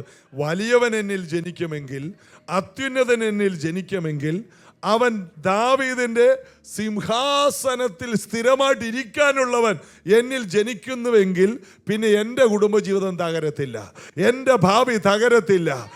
എൻ്റെ ബന്ധുക്കൾ പറയുന്നതല്ല എൻ്റെ ജീവിതം, എൻ്റെ ഭാവി തകരത്തില്ല. കാരണം വരുന്നത് വലിയവനാണ്. അവൻ്റെ രാജ്യത്തിന് അവസാനമില്ലെങ്കിൽ എൻ്റെ ജീവിതത്തിനും ഒരു പരാജയം ഉണ്ടാകത്തില്ല. അതാണ് മറിയയുടെ വിജയ രഹസ്യം. യേശുവിനെ രക്ഷകനായി സ്വീകരിക്കാനും സ്നാനപ്പെട്ട് മുന്നോട്ട് വരാനും പലരും പേടിക്കുന്നത് അവരെന്നാ ഓർക്കും, ഇവരെന്നാ ഓർക്കും, വീട്ടുകാരെന്നാ ഓർക്കും. കർത്താവിനെ, രാജാതി രാജാവിനെ, കർത്താതി കർത്താവിനെ, അൽഫയും ഒമേഗയുമായവനെ, മരിച്ചവരെ ഉയർപ്പിക്കുന്നവനെ നമ്മൾ കർത്താവ് രക്ഷകനുമായി സ്വീകരിച്ച് സ്നാനപ്പെട്ട് അവനോട് ചേരുമ്പോൾ നമ്മൾ എങ്ങനെ പരാജയപ്പെടുമെന്നാണ്. ഈ ലോകം മുഴുവനും എതിർത്താലും നമ്മൾ ഭൂരിപക്ഷമായിരിക്കും. കാരണം ദൈവം നമുക്ക് അനുകൂലമെങ്കിൽ പ്രതികൂലമാരാണ്. കൈകളടിച്ച് കർത്താവിനെ ആരാധിച്ചേ. ഹല്ലേലൂയ. സമർപ്പിക്കുക എന്നൊക്കെ പറഞ്ഞാൽ ചെറിയ കാര്യമല്ല. മറിയ പറയണ, ഇതാ കർത്താവിൻ്റെ ദാസി, കല്യാണത്തിന് മുമ്പ് ഗർഭിണിയാകാൻ ഞാൻ തയ്യാറെന്ന്. ഏത് പെൺകുട്ടി തയ്യാറാകും? ആ സമൂഹം അവളെ പുറത്താക്കും. ന്യായപ്രമാണ പ്രകാരം അവളെ കല്ലെറിഞ്ഞു കൊല്ലണം. അവൾക്കൊരു ഉറപ്പാണ്, ഒരു കല്ല് പോലും എൻ്റെ നേരെ അനങ്ങത്തില്ല. കാരണം എന്നിൽ ജനിക്കാൻ പോകുന്നവൻ വലിയവനാണ്, എന്നിൽ വരാൻ പോകുന്ന അത്യുന്നതനാണ്, എന്നിൽ വരാൻ പോകുന്ന രാജാവാണ്. ആരും എന്നെ തൊടുകയില്ല. കാരണം ഞാൻ എടുക്കുന്ന തീരുമാനം എൻ്റെ ദൈവത്തിൻ്റെ വചനത്തിലാണ്. എന്നാൽ അവൾ ഇതൊന്നും കണ്ടിട്ടില്ല, വെറും വചനമേ കേട്ടിട്ടുള്ളൂ. എന്നാൽ ആ വചനത്തിൽ അവൾ എടുത്ത തീരുമാനം, അവൾ ചോദിച്ചു, ഇത് ഞാൻ എങ്ങനെ അറിയും? അപ്പോൾ ദൈവത്തിൻ്റെ ദൂതൻ പറഞ്ഞു, അത്യുന്നതന്റെ ശക്തി നിന്നിലേക്ക് വരും, പരിശുദ്ധാത്മാവ് നിന്നിൽ ക്രിയ ചെയ്യും. നീ ഇതിനെക്കുറിച്ചൊന്നും ഭാരപ്പെടണ്ട, നീ ഒന്നിനെക്കുറിച്ചും ചിന്തിക്കേണ്ട. അത് പരിശുദ്ധാത്മാവ് ചെയ്തുകൊള്ളും. ഇത് എങ്ങനെ നടക്കും? അത് പരിശുദ്ധാത്മാവ് ചെയ്യും. നിന്നിൽ വ്യാപരിക്കുന്ന ശക്തിയാൽ ചെയ്യാൻ കഴിവുള്ളവൻ ചെയ്യും. ഞാൻ ഒറ്റക്ക് ദൈവവേലക്ക് ഇറങ്ങി തിരിച്ചാൽ, ഞാൻ ഒറ്റക്ക് ദൈവത്തിന് വേണ്ടി ചുവടുകൾ വെച്ചാൽ എനിക്കാരുണ്ട്? നിനക്ക് പരിശുദ്ധാത്മാവുണ്ട്. നിന്നിൽ പരിശുദ്ധാത്മാവ് പരിവർത്തിക്കും. എന്നാൽ ഈ മറിയ ഗർഭിണിയാണെന്നുള്ള വാർത്ത അറിഞ്ഞപ്പോൾ ജോസഫ് അവളെ രഹസ്യമായി ഉപേക്ഷിക്കാൻ ഭാവിച്ചു. എന്ത് സംഭവിച്ചെന്ന് നമുക്കറിയാം. ഒരു രാത്രി കിടക്കുമ്പോൾ ജോസഫ് ഒരു സ്വപ്നം കാണുകയാണ്. നിന്റെ ഭാര്യയായ മറിയെ ചേർക്കാൻ ശങ്കിക്കേണ്ട, അവളിൽ ഉൽപാദിതമായത് പരിശുദ്ധാത്മാവിലാണ്. അവൾ ഒരു മകനെ പ്രസവിക്കും, നീ അവന് യേശു എന്ന് പേരിടണം. ആരും നിന്നെ ഉപേക്ഷിക്കാൻ പോണില്ല. നീ കർത്താവിന് വേണ്ടി ഒരു തീരുമാനമെടുത്താൽ നിന്നോട് ഇടപെട്ട അതേ കർത്താവ് അവരോടും ഇടപെടും. നിന്നോട് ഇടപെട്ടതുപോലെ തന്നെ നിനക്ക് വേണ്ടവരോടും ഇടപെട്ട് നിന്റെ ഭാവി അത്ഭുതമാക്കാൻ അൽഘടകജഗസ്യ. ഇന്ന് ഇതാരൊക്കെയോ ഇന്ന് കയറി പിടിക്കുന്ന പകലാണ്. ഇന്ന് നീ എടുക്കുന്ന തീരുമാനം, നീ കർത്താവിന് വേണ്ടി എടുക്കുന്ന തീരുമാനം, അത് മറ്റുള്ളവർക്ക് പോലും കർത്താവ് ഒരു ചലനമാക്കി മാറ്റും. അയ്യോ, ഞാൻ സ്നാനപ്പെട്ട് ഞാൻ കർത്താവിന് വേണ്ടി ഇറങ്ങിത്തിരിച്ചാൽ എന്നെ വീട്ടിൽ നിന്ന് പുറത്താക്കത്തില്ലേ? നിന്നെ അവിടെ നിന്ന് പുറത്താക്കാൻ നീയായിരിക്കും ആ വീടിന്റെ വെളിച്ചം, നീയാണ് ആ വീടിന്റെ അനുഗ്രഹം. നിന്നെ ആർക്കും ഒതുക്കാൻ കഴിയില്ല. കാരണം നീയാണ് ഒരു അനുഗ്രഹം. കാരണം നിന്നിൽ വരുന്നത് മശികയാണ്. നിന്നിൽ വരുന്നത് ലോകത്തിലുള്ളവനേക്കാൾ വലിയവനാണ്. 1 യോഹന്നാൻ 4:4 നിന്നിലുള്ളവൻ ലോകത്തിലുള്ളവനേക്കാൾ വലിയവനായിരിക്കുമ്പോൾ നിന്നെ ആർക്ക് ഒഴിവാക്കാൻ കഴിയും? ചിലപ്പോൾ കുറച്ച് നാളത്തേക്ക് നിന്നെ ഒന്ന് ഒഴിവാക്കും. എന്നാൽ നിന്നെ കൂടാതെ ആ കുടുംബം അനുഗ്രഹിക്കപ്പെടില്ല. നിന്നെ കൂടാതെ ആ കുടുംബങ്ങൾ, ആ ബന്ധങ്ങൾ ഒരിക്കലും രക്ഷപ്പെടില്ല. എല്ലാവരും ഒടുവിൽ നിന്റെ അടുക്കൽ വരേണ്ടി വരും. തൽക്കാലം നിനക്ക് ഒരു ഒറ്റപ്പെടലുണ്ടാകും, ചില നിന്ദകളുണ്ടാകും. എന്നാൽ എല്ലാവരും നിന്നെ തിരക്കി വരും. ഒന്ന് പ്രാർത്ഥിക്കാമോ? ഒന്ന് പ്രാർത്ഥിക്കാമോ? എന്നെ ഒന്ന് സഹായിക്കാമോ? എനിക്ക് കുറച്ച് വചനം പറഞ്ഞു തരാമോ? കൈകളടിച്ചതിനെ സ്വീകരിക്കാമോ? മറിയേ, ഹല്ലേലൂയ. അപ്പോൾ സമർപ്പിക്കുക എന്ന് പറയുന്നത് ആ പെൺകുട്ടിയുടെ ജീവിതത്തിൽ ചെറിയ കാര്യമല്ല. വിവാഹം നിശ്ചയിക്കപ്പെട്ട ഒരു പെൺകുട്ടിയോട് എന്നാ മറിയൊക്കെ പറയാറ്, കർത്താവേ എൻ്റെ കല്യാണമൊക്കെ കുറച്ചിരിക്കുകയാണ്, വേറെ ആരെങ്കിലും ഒന്ന് പോയി നോക്കിക്കൂടെ? ഒരു പരിപാടി ഇല്ലാതിരിക്കുന്ന എത്രയോ പേരുണ്ട്. ഇല്ല, കർത്താവ് നിന്നെയാണ് കണ്ടതെങ്കിൽ നിന്നെ തന്നെ, കർത്താവ് നിന്നെയാണ് തിരഞ്ഞെടുത്തതെങ്കിൽ നിന്നെ തന്നെ. ഒഴിവ് കഴിവില്ല. ദൈവം നിന്നെ നോട്ടമിട്ട് കഴിഞ്ഞാൽ നിന്നെ ഉയർത്തിയിരിക്കും, നിന്നെ മാനിച്ചിരിക്കും. ദൈവം നിന്നെ നോട്ടമിട്ട് കഴിഞ്ഞാൽ നിന്നെ ഉയർത്തിയിരിക്കും. അങ്ങനെയുള്ളവർ മാത്രമേ ഇന്നിവിടെ വന്നിട്ടുള്ളൂ. അങ്ങനെയുള്ളവർ മാത്രമേ ഇത് ശ്രദ്ധിക്കുന്നുള്ളൂ. മറിയേ, നിനക്ക് ദൈവത്തിൻ്റെ കൃപ ലഭിച്ചതാണ്. നിന്നെ ആർക്കും ഒറ്റപ്പെടുത്താനോ ഇല്ലായ്മ ചെയ്യാനോ അവഹേളിക്കാനോ അപവാദം പറഞ്ഞ് തകർത്ത് കളയാനോ ദൈവം സമ്മതിക്കില്ല. നീതിമാൻ കുലുങ്ങിപ്പോകാൻ അവൻ ഒരു നാളും സമ്മതിക്കില്ല. നീ ദൈവത്തിന് വേണ്ടി സമർപ്പിച്ചാൽ, അത്യുന്നതന് വേണ്ടി സമർപ്പിച്ചാൽ, രാജാവിന് വേണ്ടി സമർപ്പിച്ചാൽ, ദൈവത്തിൻ്റെ വലിയ പദ്ധതിക്ക് വേണ്ടി നിന്നെ കൊടുത്താൽ. മറിയ വീട്ടിൽ ചോദിച്ചില്ല, ആലോചിക്കട്ടെ എന്ന് പറഞ്ഞില്ല, ജോസഫിനോടൊന്ന് സംസാരിച്ചിട്ട് ഒരു തീരുമാനത്തിൽ വരാമെന്ന് പറഞ്ഞില്ല, ഒരു 10 ദിവസം എനിക്കൊരു അവധി തരണമെന്ന് പറഞ്ഞില്ല. മറിയ ആരോടും ചോദിച്ചില്ല. വിശ്വാസത്താൽ മറിയ സമർപ്പിച്ചു. നിങ്ങൾ പറ, ആ സമർപ്പണം അവളെ പരാജയപ്പെടുത്തിയോ? ഇല്ല. ദൈവഹിതപ്രകാരമുള്ള എല്ലാ സമർപ്പണങ്ങളും നമ്മെ അത്ഭുതമാക്കി മാറ്റും. ഇടം വലം നോക്കാതെ കർത്താവിൻ്റെ സന്നിധിയിൽ ഇന്ന് നിന്നെ തന്നെ, യൗവനക്കാരാ നിന്നെ തന്നെ ഒന്ന് കൊടുക്കണം. ഇന്ന് മുതൽ, ഈ ദിവസം മുതൽ ഞാൻ ഈ യേശുവിന് വേണ്ടി എന്നെ ഒരു ദൈവ വേലയ്ക്ക് വേണ്ടി സമർപ്പിക്കുന്നു. കർത്താവിൻ്റെ വേല ചെയ്യാൻ ഞാൻ എന്നെ കർത്താവിന് വേണ്ടി സമർപ്പിക്കുന്നു എന്ന് പറയുമ്പോൾ ഞാനെങ്ങനെ ജീവിക്കും? ഞാനെങ്ങനെ മുന്നോട്ട് പോകും? എൻ്റെ ഭാവി എന്താകും? കർത്താവിന് വേണ്ടിയാണ് സമർപ്പിച്ചത്. നിന്റെ ഭാവി എന്താകുമെന്ന് ദേശം ഇന്ന് വരെ കാണാത്തൊരു ഭാവി, രാജ്യം ഇന്ന് വരെ കാണാത്തൊരു ഭാവി, അതാക്കി ദൈവം നിന്റെ ഭാവിയെ മാറ്റും. അതായത് ദൈവത്തിന് സമർപ്പിക്കപ്പെട്ട ചിലരെ വേണം. ഞാൻ ആരെ അയക്കേണ്ടു? ഞാൻ ആരെ അയക്കേണ്ടു? ആരെനിക്ക് വേണ്ടി പോകും? കർത്താവിന് വേണ്ടി പോകാൻ, പല രാജ്യങ്ങളിലേക്ക് പോകാൻ ഇന്ന് കർത്താവ് ചില മറിയമാരെ, ചില ജോസഫുമാരെയൊക്കെ നോക്കുകയാണ്. ആര് എനിക്ക് വേണ്ടി പോകും?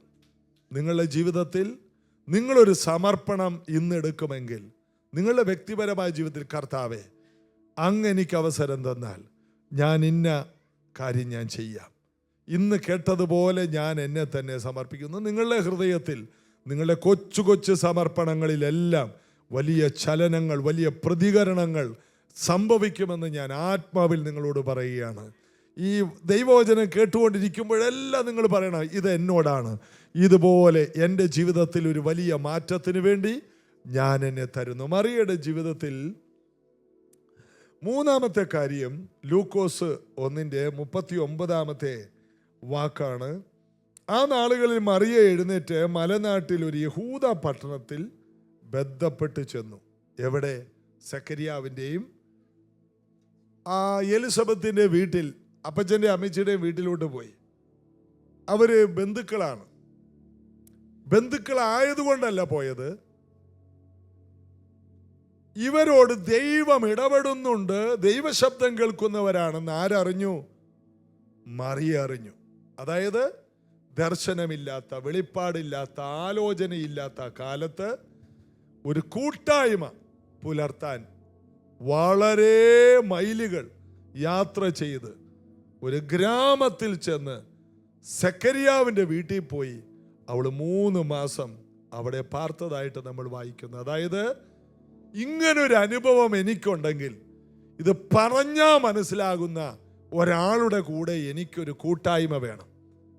നമുക്കുള്ള പല അനുഭവങ്ങളും കുഞ്ഞുങ്ങളെ നമ്മുടെ സ്കൂളിൽ പഠിക്കുന്ന പിള്ളേരോട് പറഞ്ഞാൽ മനസ്സിലാകില്ല, നമ്മുടെ കോളേജിലെ കൂട്ടുകാരോട് പറഞ്ഞാൽ മനസ്സിലാകില്ല, ഓഫീസിലുള്ളവരോട് പറഞ്ഞാൽ മനസ്സിലാകില്ല, തൊട്ടപ്പുറത്തെ വീട്ടിലെ അയൽവാസിയോട് പറഞ്ഞാൽ നമ്മുടെ പല അനുഭവങ്ങളും, ഞാനൊരു വെളിപ്പാട് കണ്ടെന്ന് പറഞ്ഞാൽ അവർ പൊട്ടി ചിരിക്കും. ഒരു സിനിമ കണ്ടെന്ന് പറഞ്ഞാൽ അവർ പറയും, അതിൻ്റെ ബാക്കി കഥ ഞാൻ പറയാമെന്ന് പറയും. എന്നാൽ ഒരു ദർശനം കണ്ടെന്ന് പറഞ്ഞാൽ അവർക്കത് മനസ്സിലാകത്തില്ല. നിങ്ങൾ പറയുന്ന അന്യഭാഷ അവർക്ക് അംഗീകരിക്കാൻ പറ്റത്തില്ല, അവരുടെ ഇടയിൽ പറയാൻ പറ്റത്തില്ല. അപ്പോൾ മറിയയിലുള്ള ഈ അന്യഭാഷ പറയാൻ പറ്റിയത്, ഇത് പറയുന്ന ഒരു വീട് എവിടെയാണ്? മറിയെപ്പോലെ ദർശനവും ദൈവിക ഇടപെടലുകളും ദൂതന്മാരിറങ്ങുന്ന വീട് വേറെ വല്ലതും ഉണ്ടോ? അങ്ങനെ ഒരു വീടിനെ അവൾ കണ്ടുപിടിച്ചു. അത് ഗബ്രിയേൽ മാലാഖ പറഞ്ഞു കൊടുത്തു. ഇതിൻ്റെ പേരാണ് ഫെലോഷിപ്പ്.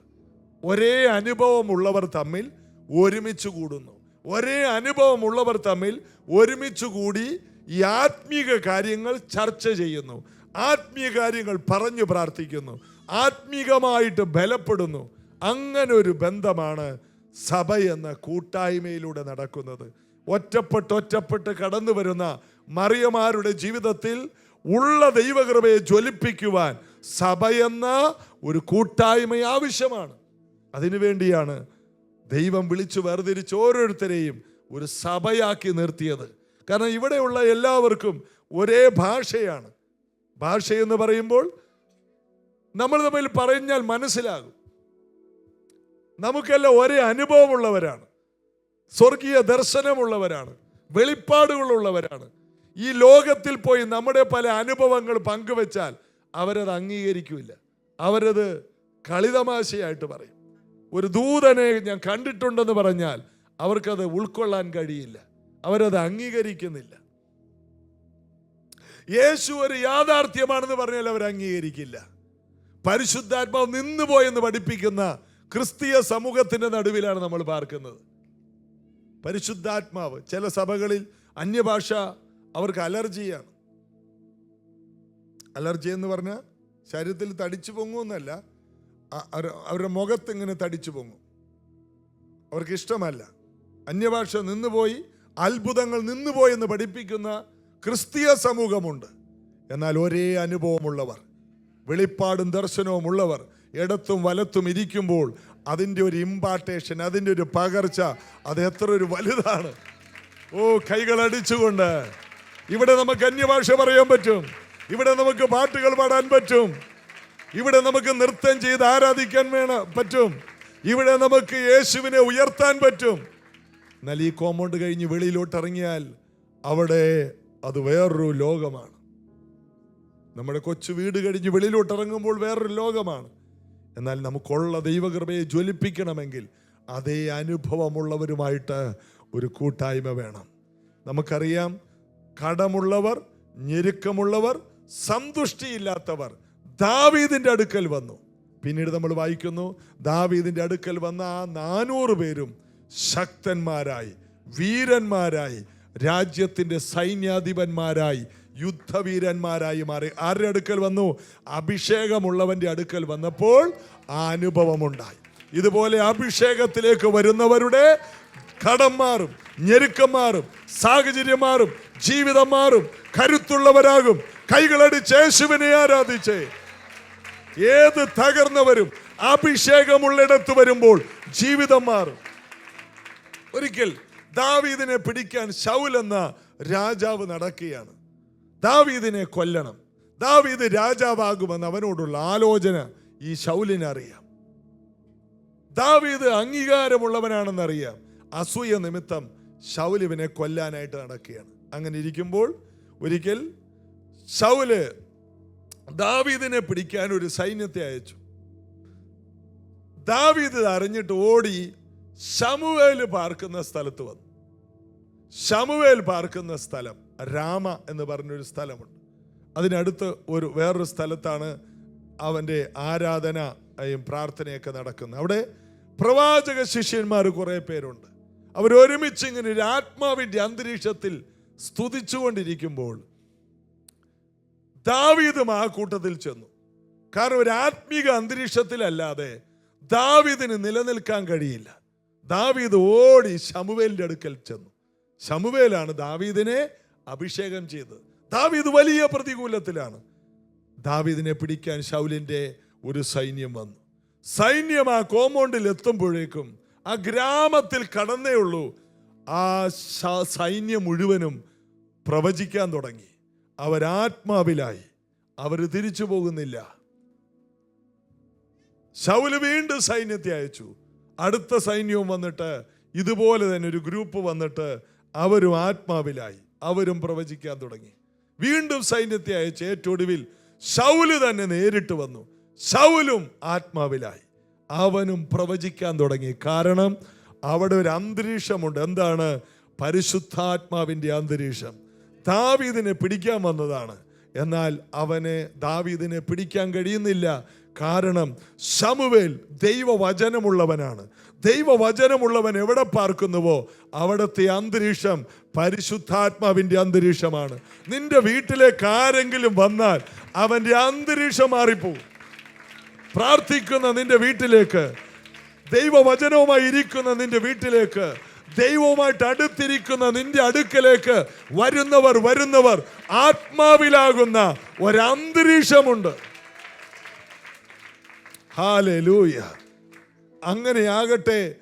2025 മുതൽ നമ്മുടെ ഓരോ വീടുകൾ ഇതാ തെക്കേ മലനാട്ടിലേക്ക് എലിസബത്തിന്റെ സക്കറിയാവിന്റെ വീട്ടിലേക്ക് ഒരു പെൺകുട്ടി നടന്നു ചെല്ലുകയാണ്. ആ വീട്ടിലോട്ട് കയറിയതും അവിടെ ഒരു ആത്മാവിൻ്റെ അന്തരീക്ഷം വെളിപ്പെടുകയാണ്. അഭിഷേകമുള്ള എലിസബത്തും അഭിഷേകമുള്ള മറിയയും തമ്മിൽ ഒരുമിച്ചൊന്നൊരു വന്ദനം പറഞ്ഞേ ഉള്ളൂ. ഒരൊറ്റ പ്രൈസ് ദി ലോർഡ്.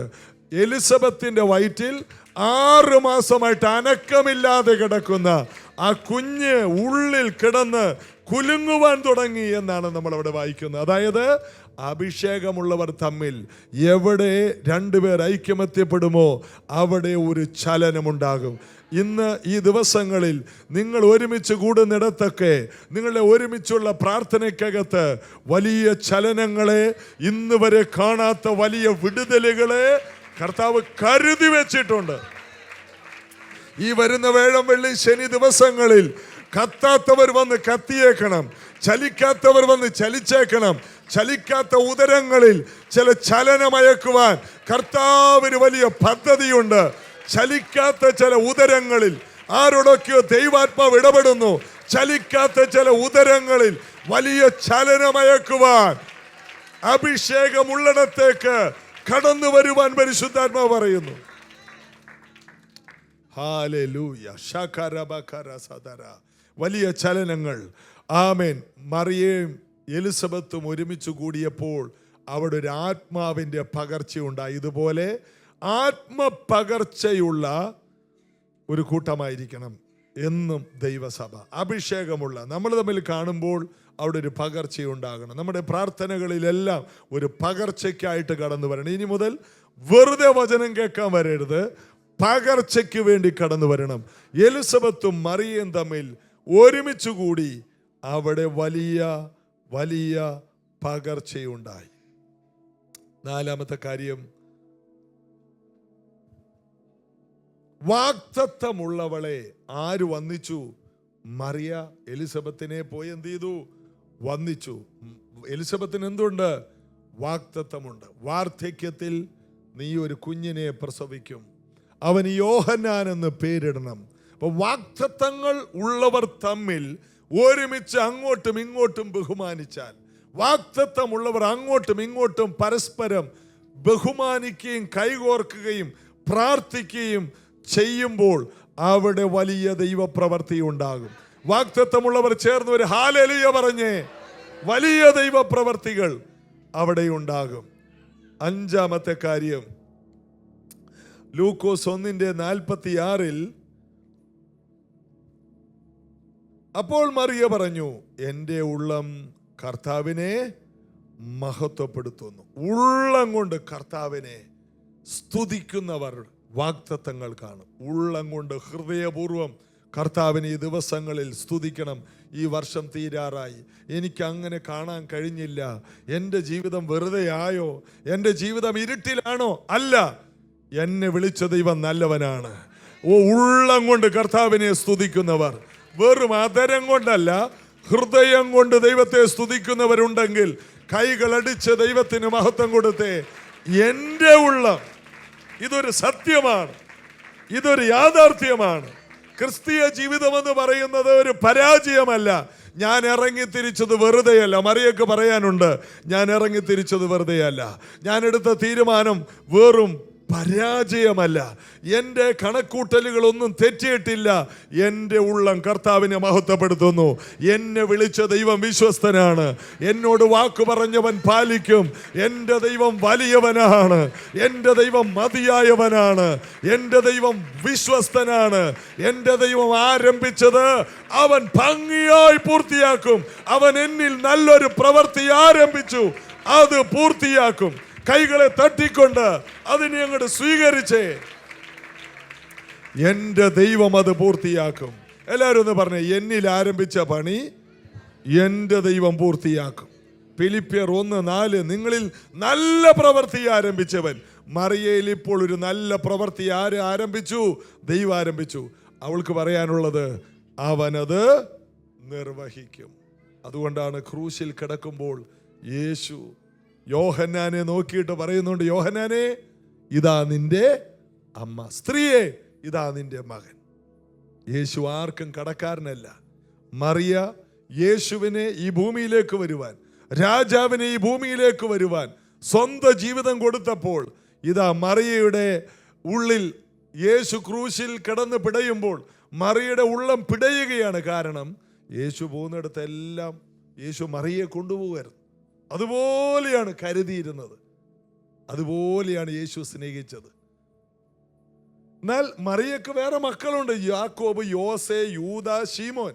ഈ മക്കളുടെ കൂടെ അല്ലായിരുന്നു മറിയ പാർത്തിരുന്നത്. ചരിത്രം പറയുന്നു യേശുവിൻ്റെ കൂടെയായിരുന്നു.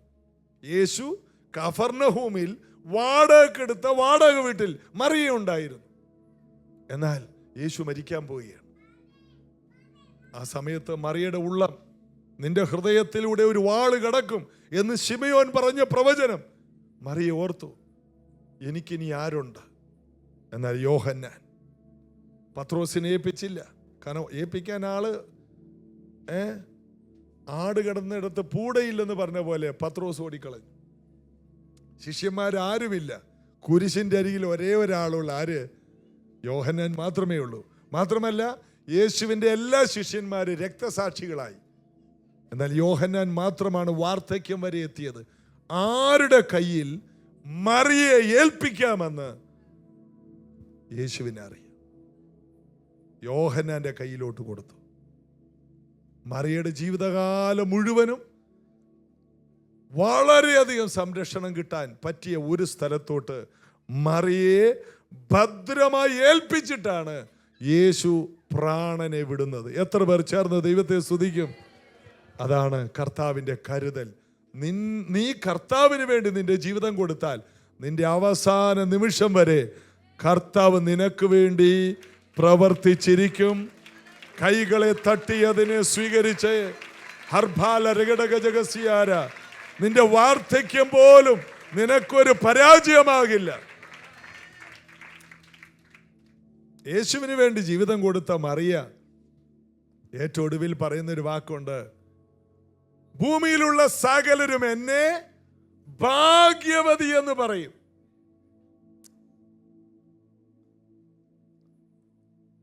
ലൂക്കോസ് 1:48. അവൻ തന്റെ ദാസിയുടെ താഴ്ച കടാക്ഷിച്ചിരിക്കുന്നുവല്ലോ, ഇന്നു മുതൽ എല്ലാ തലമുറകളും എന്നെ ഭാഗ്യവതി എന്ന് പറയും. അവൾക്ക് ഉറപ്പായി, ഇന്നു മുതൽ എല്ലാവരും. അതായത് മറിയ തനിക്ക് വേണ്ടി തന്നെ തന്നോട് പ്രവചിക്കുകയാണ്, ഞാനൊരു ഭാഗ്യവതിയാണ്. ഭൂമിയിൽ വെച്ച് ഏറ്റവും വലിയ ഭാഗ്യവതി ഞാനാണ്. ഞാൻ യേശുവിന് വേണ്ടി ഒരു തീരുമാനം എടുത്തത് കൊണ്ട് ഭൂമിയിൽ വെച്ച് ഏറ്റവും അനുഗ്രഹിക്കപ്പെട്ടവൾ ഞാനാണ്. ഭൂമിയിൽ ആരെങ്കിലും അനുഗ്രഹിക്കപ്പെട്ടിട്ടുണ്ടെങ്കിൽ ഈ തലമുറയിൽ മാത്രമല്ല, എല്ലാ തലമുറയിലും. 2000 വർഷം കഴിഞ്ഞിട്ടും മറിയെക്കുറിച്ചുള്ള പ്രസംഗം ഇവിടെ തീരുന്നില്ല. എന്താ കാരണം? ആ പെൺകുട്ടി യേശുവിന് വേണ്ടി ഹൃദയം കൊടുത്തു എന്നൊരൊറ്റ കാരണം കൊണ്ട് 2000 വർഷം കഴിഞ്ഞിട്ടും ഇന്നും ഉപദേശിമാരിത് നിരന്തരം പ്രസംഗിച്ചു കൊണ്ടിരിക്കുകയാണ്. കർത്താവിന് വേണ്ടി ആരെങ്കിലും എന്തെങ്കിലും പൊട്ടിച്ചൊഴിച്ചാൽ വേറൊരു മറിയ, ആ മറിയ അവൾക്കുള്ള പരിമള തൈലം യേശുവിന് വേണ്ടി പൊട്ടിച്ചൊഴിച്ചപ്പോൾ യേശു പറയുന്നുണ്ട്, സുവിശേഷം ഭൂതലത്തിൽ എവിടെയെല്ലാം പ്രസംഗിക്കപ്പെടുമോ ഇവൾ ഈ ചെയ്തതും പ്രസംഗിക്കപ്പെടും. എന്നെ മാത്രമല്ല പ്രസംഗിക്കുന്നത്, ഇവള് ചെയ്തതും പ്രസംഗിക്കപ്പെടും. നീ എന്തെങ്കിലും കർത്താവിന് വേണ്ടി ചെയ്തിട്ട് പോയിക്കോ, നീ ചെയ്തത് പ്രസംഗിക്കപ്പെടും. കൈകളടിച്ച് അതിനെ സ്വീകരിച്ച് നീ ചെയ്തത്, കർത്താവിന് വേണ്ടി പൊട്ടിച്ചൊഴിച്ചത്, നീ എന്തെല്ലാം ചെയ്തിട്ടുണ്ടോ അതെല്ലാം പ്രസംഗിക്കപ്പെടും. ഹല്ലേലൂയ. രക്ഷകൻ, ലോകത്തിന്റെ രക്ഷകൻ, മശിക, സ്ത്രീയുടെ സന്തതിയായി പിറക്കേണ്ടവൻ ഈ ഭൂമിയിലേക്ക് വരുമ്പോൾ ദൈവത്തിനൊരു സ്ത്രീയെ വേണം. അതിന് ഒത്തിരി കഴിവുള്ള ഒരു സ്ത്രീയൊന്നും വേണ്ട. സമർപ്പിക്കപ്പെട്ട ഒരു സാധാരണക്കാരിയെ, ഒരു പെൺകുട്ടി, സമർപ്പണമുള്ള, അവസാനത്തോളം ആ സമർപ്പണത്തിൽ നിലനിൽക്കുന്ന, പരിശുദ്ധാത്മാവിൽ നിറയാൻ ആഗ്രഹമുള്ള, കൂട്ടായ്മയിലേക്ക് കൂടുതൽ അടുക്കുന്ന, ഞാനൊരു അനുഗ്രഹിക്കപ്പെട്ടവളാണെന്ന് സ്വയം തന്നോട് തന്നെ പറയാൻ പ്രാപ്തിയുള്ള ഒരു പെൺകുട്ടിയായി അവൾ അങ്ങോട്ട് വളർന്നു. അതിൻ്റെ അനന്തര ഫലം ലോകത്തിൻ്റെ രക്ഷകൻ ഈ ഭൂമിയിലേക്ക് കടന്നു വരാൻ അവൾ ഒരു പാത്രമായി മാറി. അപ്പോൾ ഒരു രാജാവിനെ, അവസാനമില്ലാത്ത ഒരു രാജ്യത്തിൻ്റെ രാജാവിനെ ഈ ഭൂമിയിലേക്ക് തന്നത് സമർപ്പിക്കപ്പെട്ട ഒരു പെൺകുട്ടിയാണ്. ഇതുപോലെ യേശുവിനെ ഈ രാജ്യത്തിന്, ഈ കാലഘട്ടത്തിന് കൊടുക്കാൻ സമർപ്പിക്കപ്പെട്ട നാവുകളുള്ള, സമർപ്പിക്കപ്പെട്ട കാലുകളുള്ള, സമർപ്പിക്കപ്പെട്ട ജീവിതമുള്ള ഒരു കൂട്ടം ജനത്തെ കർത്താവിന് വേണം. അന്നും ഇന്നും എല്ലാം കർത്താവ് കാത്തിരിക്കുന്ന അതാണ്. ഇന്ത്യയുടെ ഉണർവിനായി സമർപ്പിക്കപ്പെട്ടൊരു മറിയെ ആവശ്യമാണ്. ആഫ്രിക്കയുടെ ഉണർവിനായി, ഇവിടുന്ന് പോകേണ്ട ആമേൻ പല രാജ്യങ്ങളുടെ ഉണർവിനായി ഈ കൊച്ചു സ്ഥലത്ത് നിന്ന് പോകാൻ ചിലരെ കർത്താവ് കാത്തിരിക്കുകയാണ്. ഒരു നിമിഷം നമുക്കൊന്ന് കണ്ണടച്ച് നമുക്കൊന്ന് പ്രാർത്ഥിക്കാം. ഇന്ന് യേശുവിനെ ഈ ഭൂമിയിലേക്ക് തരാൻ ഒരു മറിയ തൻ്റെ ജീവിതത്തെ, എല്ലാ വെല്ലുവിളികളെയും നേരിട്ട് ആ ജീവിതത്തെ ആരോടും ചോദിക്കാതെ ഏൽപ്പിച്ചു കൊടുത്തെങ്കിൽ, ഈ കണ്ണടച്ചിരിക്കുമ്പോൾ ഒരു തീരുമാനം എല്ലാവരുടെയും ഉള്ളിലുണ്ടാകണം. ഞാൻ എൻ്റെ ജീവിതം വേണ്ട രീതിയിൽ കർത്താവിന് വേണ്ടി കൊടുത്തിട്ടില്ല. ഞാൻ രക്ഷിക്കപ്പെട്ടു, സ്നാനപ്പെട്ടു, പരിശുദ്ധാത്മാവുണ്ട്, ശരിയാണ്. ഞാൻ എൻ്റെ കാര്യമൊക്കെ നോക്കി ജീവിക്കുകയാണ്. എന്നാൽ ഇന്ന് മുതൽ കർത്താവിന് വേണ്ടി ഞാൻ എന്നെ എറിഞ്ഞു കൊടുക്കാൻ പോവുകയാണ്.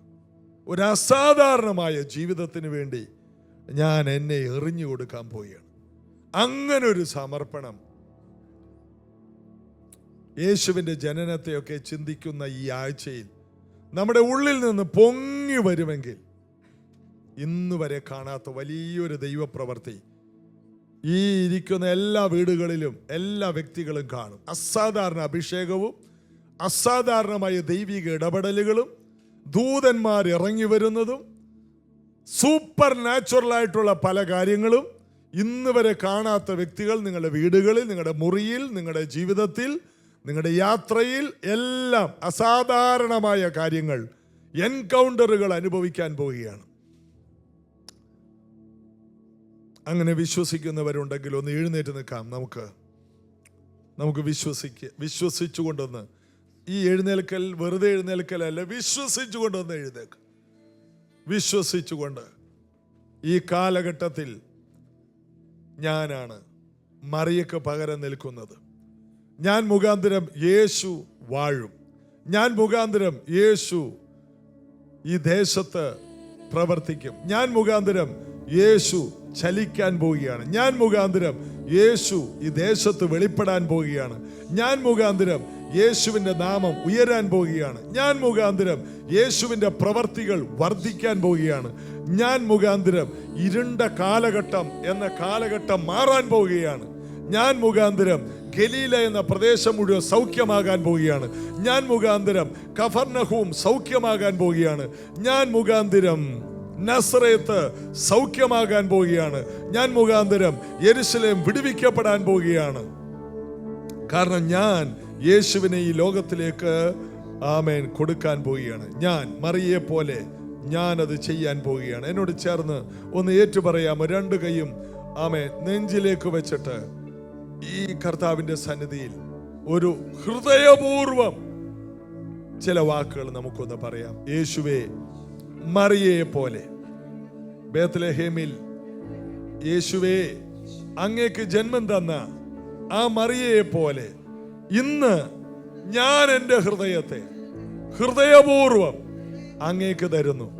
വിശ്വസ്തയോടെ യേശുവിന് വേണ്ടി നിലകൊണ്ട് യേശുവിൻ്റെ വചനം പോലെ മുന്നോട്ട് ചുവട് വെച്ച് പരിശുദ്ധാത്മാവിൽ നിറഞ്ഞ് കൂട്ടായ്മയിൽ ബലപ്പെട്ട് അവസാനം വരെയും അറിഞ്ഞ വിശ്വാസത്തിൽ അടിയുറച്ചു നിന്ന് കർത്താവിന് വേണ്ടി ഫലം കായ്ക്കുവാൻ വിശ്വസ്തയോടെ അങ്ങയുടെ വേല തികയ്ക്കാൻ നല്ല പോർ പൊരുതി ഓട്ടം തികച്ച് വിശ്വാസം അവസാനം വരെ മുറുകെ പിടിച്ച് കർത്താവിന്റെ വേല തികയ്ക്കാൻ ഞാൻ എന്നെ സമർപ്പിക്കുന്നു. ആമേൻ, ആമേൻ, ആമേൻ. കൈകൾ അടിച്ചുകൊണ്ട് കർത്താവിന് നന്ദി പറയാം.